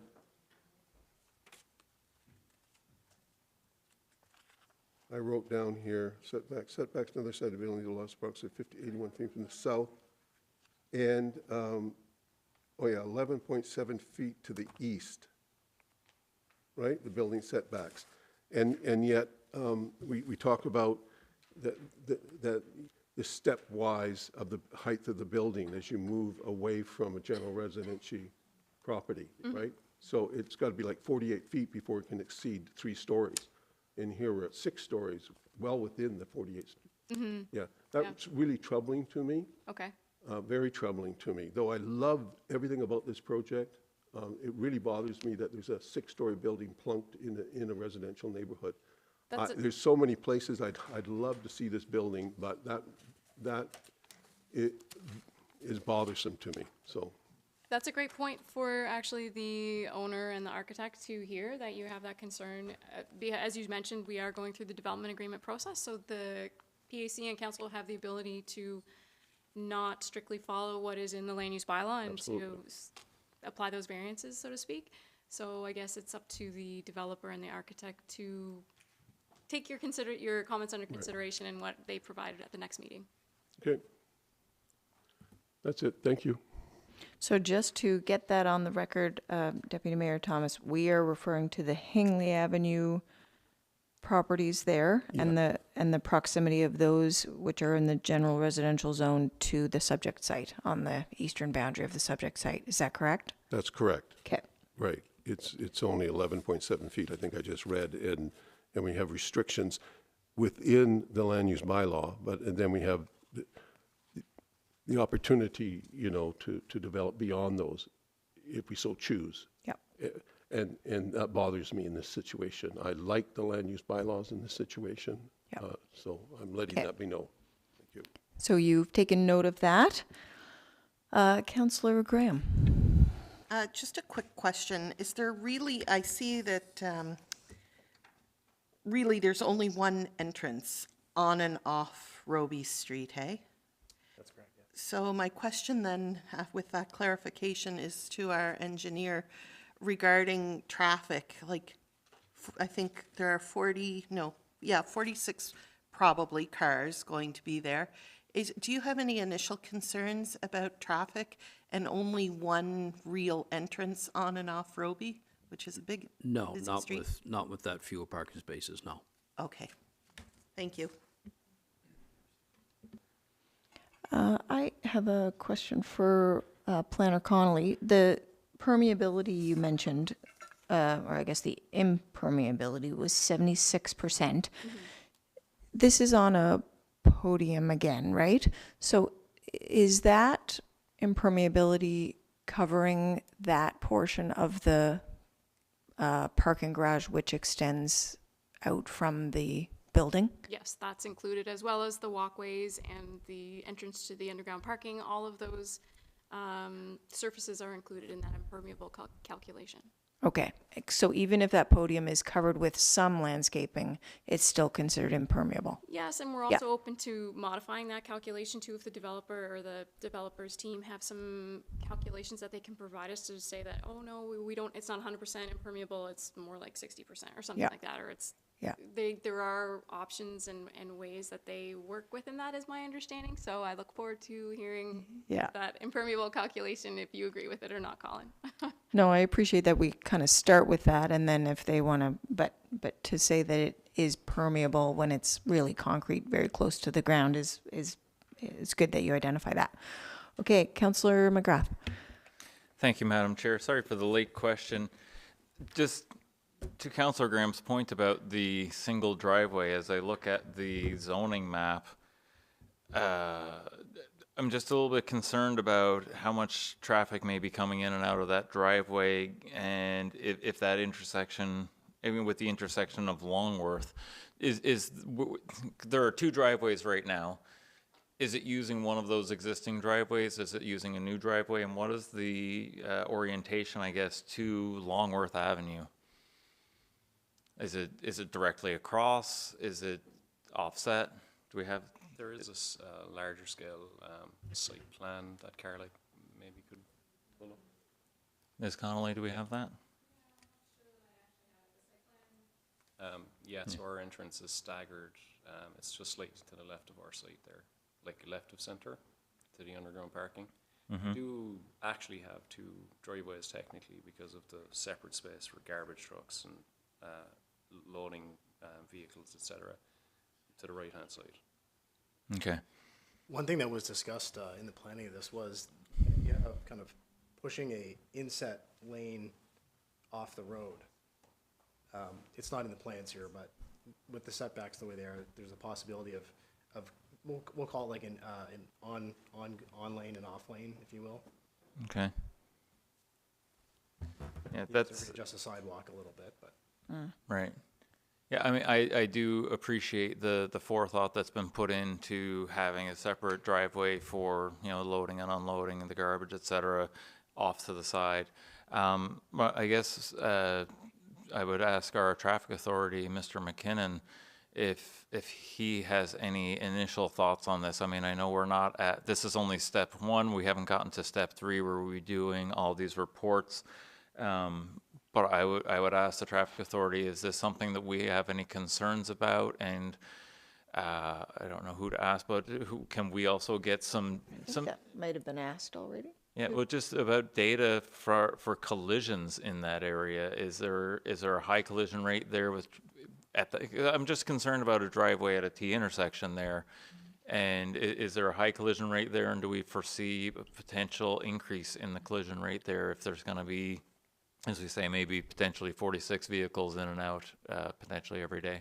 So there's 46 parking lots. When they do a traffic impact assessment, it's more than likely that you're not going to have any more than 20 vehicles per peak hour coming or going. So I don't see any issues, and it is offset a little bit from Longworth. So there really shouldn't be any issues with that few number of vehicles coming and going.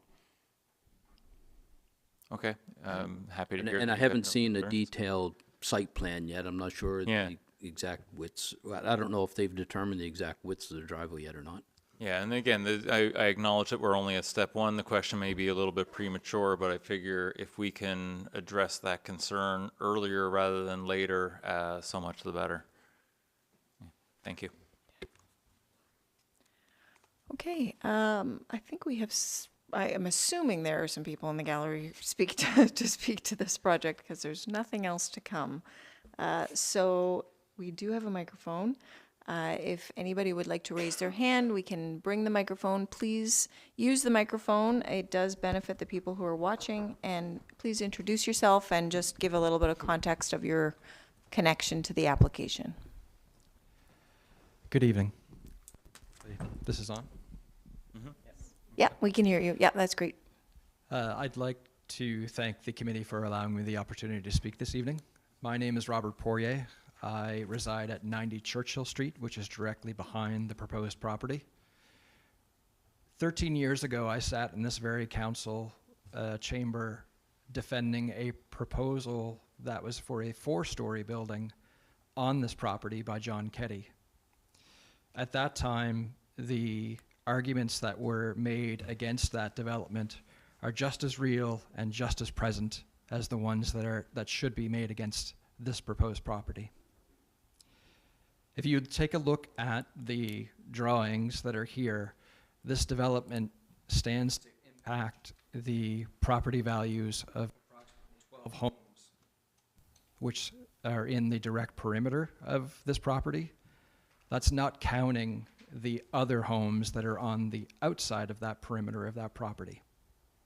So as a taxpayer, I cannot deny that based on the condition of the existing property, what is being proposed here is a bright and shiny thing, but it frustrates me to no end that you are considering sacrificing my property value for a pickleball court.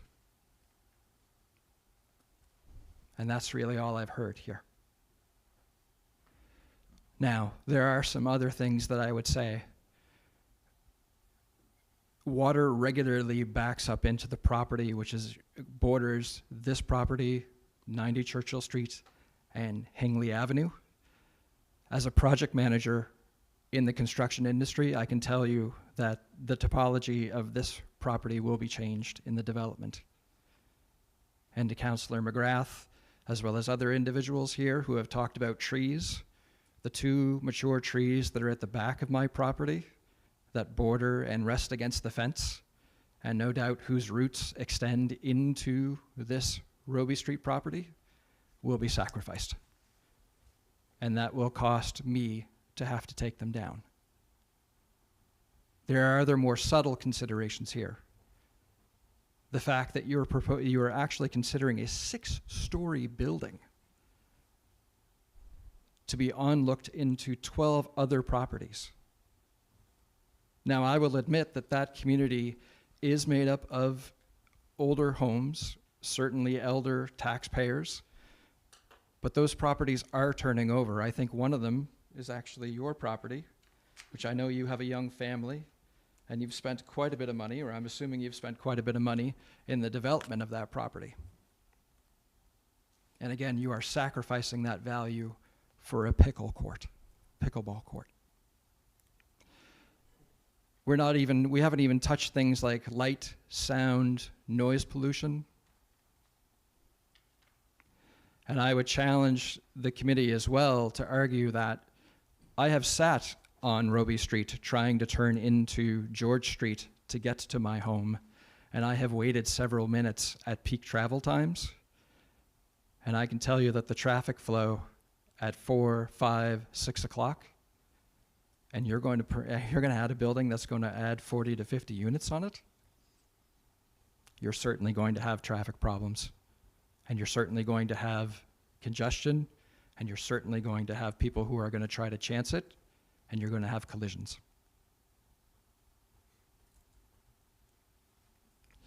So I would ask you to think very carefully about this proposal. And if nothing else, if it has to go forward, reduce the size of the building to 2 stories. Because again, as bright and shiny as this is, it does not match the character of the neighborhood.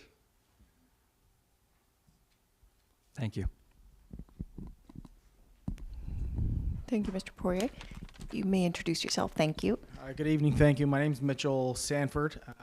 As my neighbors pointed out, we purchased the property located at 7 George Street. I relocated my family from Halifax, purchased that home. We sold from a brand new development at a, did quite well, and I'm not ashamed to say that we did quite well in Halifax, but we purchased that home in George Street, and I don't know that I necessarily want to get into the specifics of what we've invested, but it would be safe to argue that our home is worth most likely double what any other house in that neighborhood is worth. Easily. We've invested, we purchased that house and invested, I believe we're in excess of $300,000 in renovation costs. This was approved permits. This is a bedroom community. This is, my neighbors, and they're lovely, and they love my daughter. They're 80, they're 90 years old, but it's turning over. Like, we're seeing young people come in. Truro is not going to, we only have so many of these little pockets of houses that are owned, not rentals. And again, I'll be clear, I'm not anti-business. Like, I'm in business. I have a rental property in Halifax. That's a 2-unit. I've owned multiple properties in Halifax. I'm not anti-business. I love the look of this building. It's a gorgeous building. It's just unfortunate that it was proposed on the wrong lot. Like, it's just not the right space. We're talking about a 6-story building that's going to back onto nothing but houses. It's not appropriate. It's completely out of line. You guys, we broached on affordability here. Well, we listened to another developer here tonight say, I can't do the things you want and make it affordable. And yet, that's a beautiful building that was presented to us. But if anybody here thinks that those units are going to be affordable with an indoor pickleball court and electric cars and rooftop patios and lofts and 2 levels, those aren't affordable units. Like a 1-bed, like there's no possible way. I mean, I'd love to hear what is there a base number established for a 1-bedroom unit at this point? Am I allowed to ask questions? No, you guys probably have to. So at some point, I'd love to hear, because we talked about affordable, and like, you don't build that building and put affordable units in. It doesn't happen, right? It doesn't happen. So, aside from that, I'm concerned about losing sun into my backyard. I'm concerned about water runoff. I've got a 12,000 square foot lot. Unfortunately, I'm not on the urban corridor because, if this development goes through, I mean, maybe you guys will allow me to rip down my house, and I'll call some of my friends in Halifax who are developers, and we'll put a 40-story building up, and I'll recoup my money if that's okay. I mean, that's, is that where we're going, where we're just gonna we're just going to force people out of their houses and whoever can build goes. Anyways, I'm a little frustrated, and I love the building. I love the development.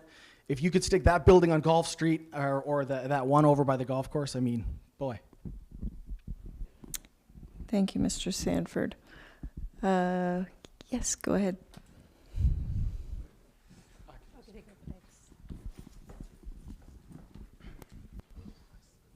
Thank you. Hello, everyone. My name is Emily Riley, and if you look at the map that is up there, my house is 28 Hingley Avenue. And I can tell you right now that all of the water that will not be going into the ground because of the giant building that is proposed for 373 Roby will be going into my property because that's where it currently goes.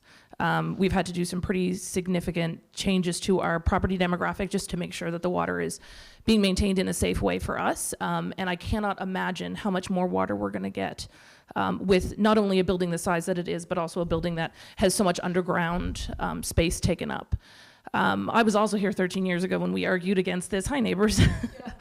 And again, none of the arguments have changed. If you look at that property, some of the comparable properties that were mentioned in the report are at the end of Hayward Avenue and are across the street on Roby Street. And those are 40 and 41 unit buildings.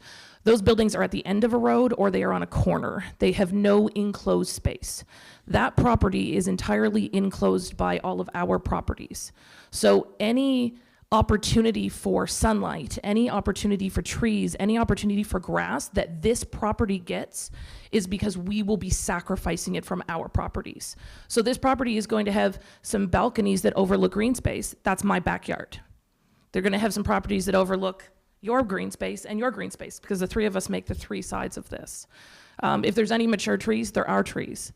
If there's any sunlight, I am actually concerned because I am on the east side, I will actually lose all of my sunlight. I think I'll probably get maybe an hour or two in the morning, and my backyard will not have any left, especially because we are looking at 6 stories instead of what I would assume to be a normal 2, maybe even a 3 if we're being generous.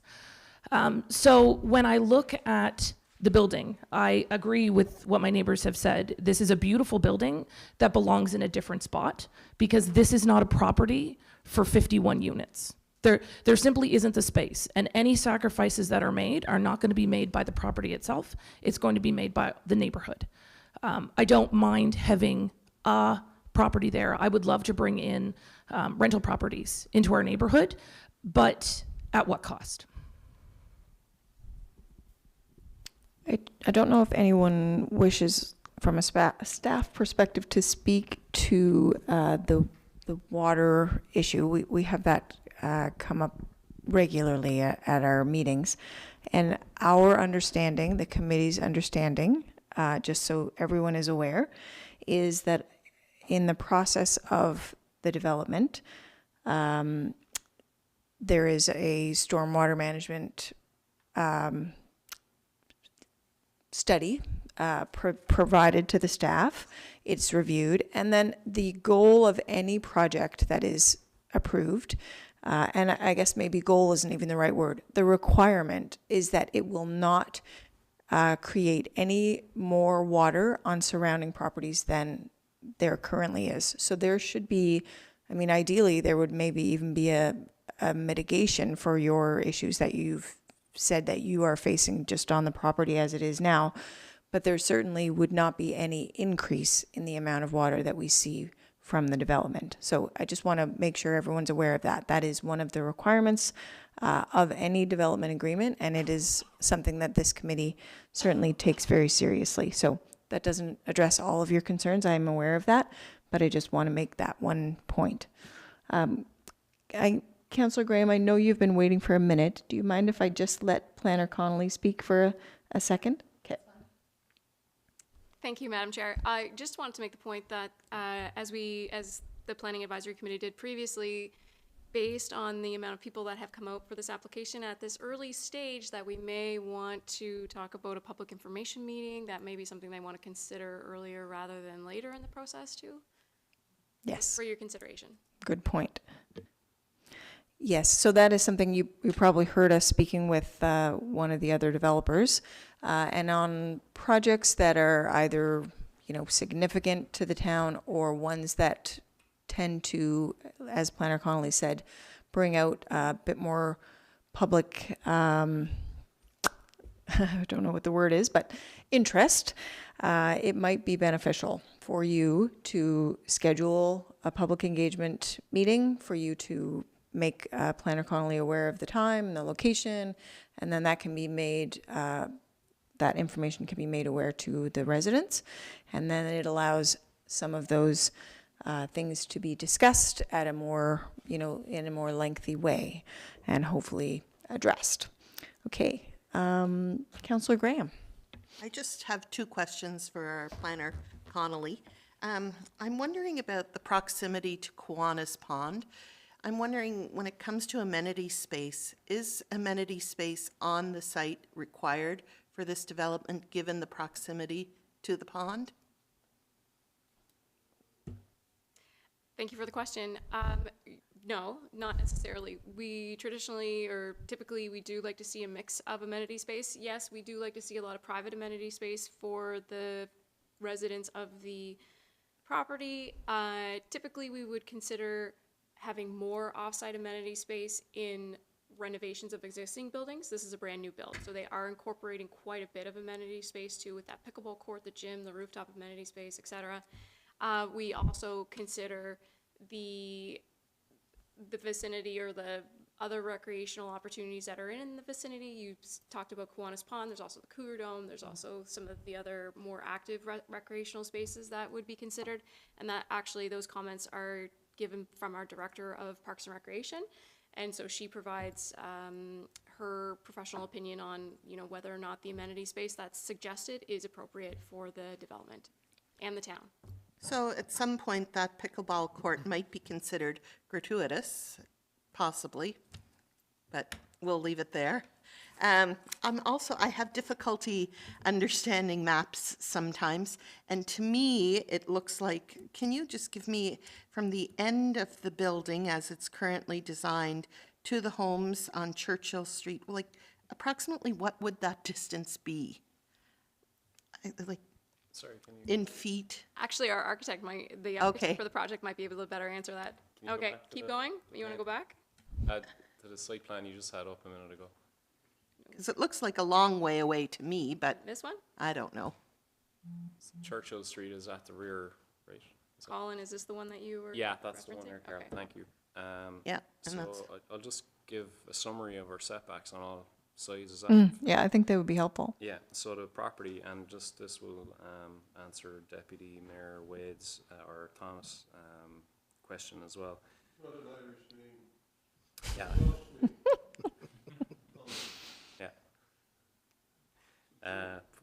Yeah, that's a good one. Tough crowd. Okay, so we're basically sorry, I wrote it down there just a second ago. Shoot. Oh yeah. So from the eastern property, so the general residential on the right hand side, and I believe one of the members in the gallery live there. It's 25. I'm sorry, could you tell me where east is on this map? Sorry, so to the right hand side, so Hingley. To Hingley, okay. The houses on Hingley, so not the ones that are adjacent on Roby Street. Those are all urban corridors, so we don't have to be set back as far from those houses. The ones on Hingley, there's a greater setback, so we're in excess of that right now. The minimum setback, if you go to the bylaw now, this is height, disregarding the height of the building. That's required to be 6 meters. We're actually another 3 meters, 3.5 meters more than that. So we're 25 feet to the So wall of our you've switched building. between meters and feet. I'm sorry, I can't Yeah, compute. the I need bylaw to- is in meters. Okay, so so- I'm just converting what's on our drawings, which says 6 meters. That's actually plus.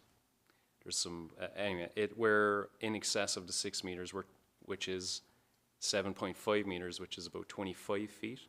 So our wall to the house on Hingley is 25 feet. At the rear of the site, again, we're not all the way back as far as our required setback. We've given ourselves another meter or so there, so we're approximately 7 meters back from that. So that's again around 24 feet, sort of from the back of our site, we're 24 feet to our building. That's not, and then the neighbor's property will be further in on their own lot, so that, you know, that looks to be quite a bit further. Could be over 60 feet to the back of their house, for instance.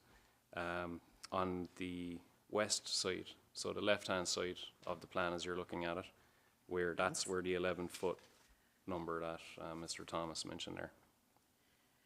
So, Oh, it's on that side. So that wasn't what I. That's urban corridor. So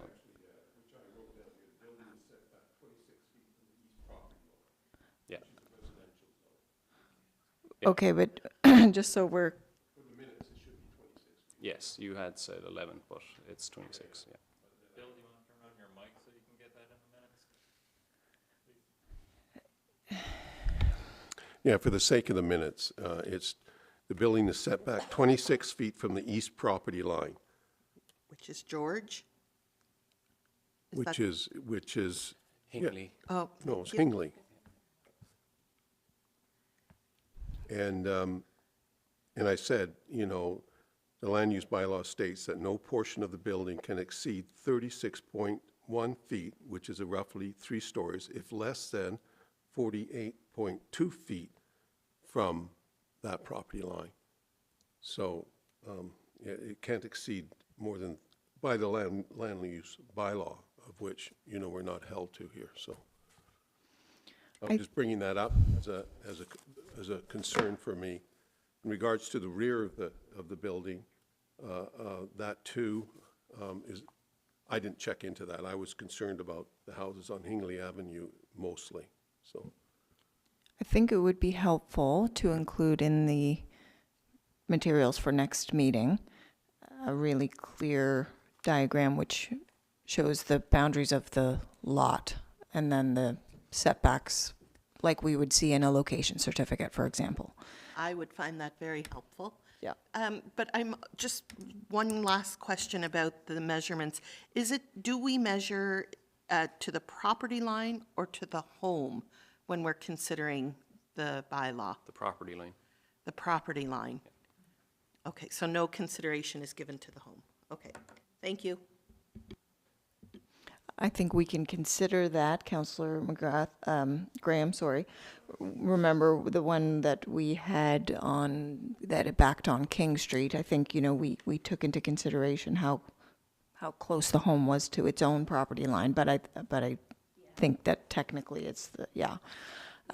Another thing to consider that we saw in the Stanfield's application, which I do think was helpful, was a shadow study. So in this case, you know, it's a bit of a chicken and an egg, whether we're going to do a shadow study with a 6-story building or whether the building might be lowered and then we would do a shadow study. But I think it's helpful to really allow the committee to see the impact on the surrounding properties, because that's certainly something that has been raised this evening. So that's just a suggestion. Councillor McGrath? Thank you, Madam Chair. I was going to suggest that we do some sort of shadow study, even if it's just an initial, you know, low draft one with the planning staff software. You know, and Ms. Connolly, you had mentioned before when asked about the sort of the street plane, you didn't have those numbers yet. Is that something else that we can get? Because I mean, I echo the comments of a lot of our, you know, folks in the gallery here. It is a beautiful building. I do think it is more than a pickleball court. It's also a lot of homes. I think it's a beautiful building.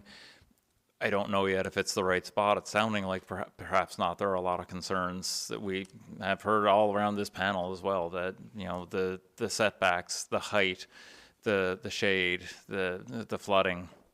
As much information as we can get for the next meeting would be appreciated, and I would certainly make the motion to encourage the developers to hold a public consultation, possibly, I don't know if before the next meeting, but obviously you're going to want some more details before you're presenting it to the public, but definitely a public consultation before step 3. Okay, there's no one in the queue.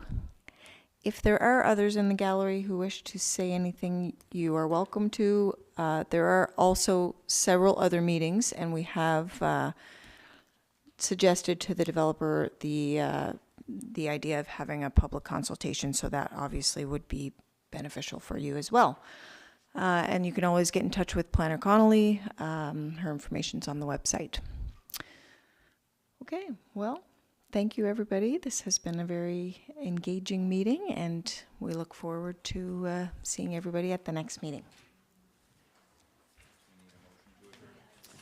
Hang on.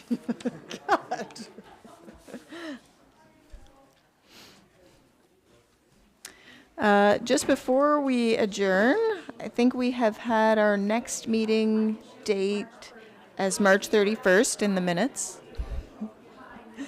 So next meeting is March 31st, unless otherwise. And now I would appreciate a motion to adjourn. Thank you, Councillor McGrath. Thank you, Ms. Laurier. Meeting adjourned.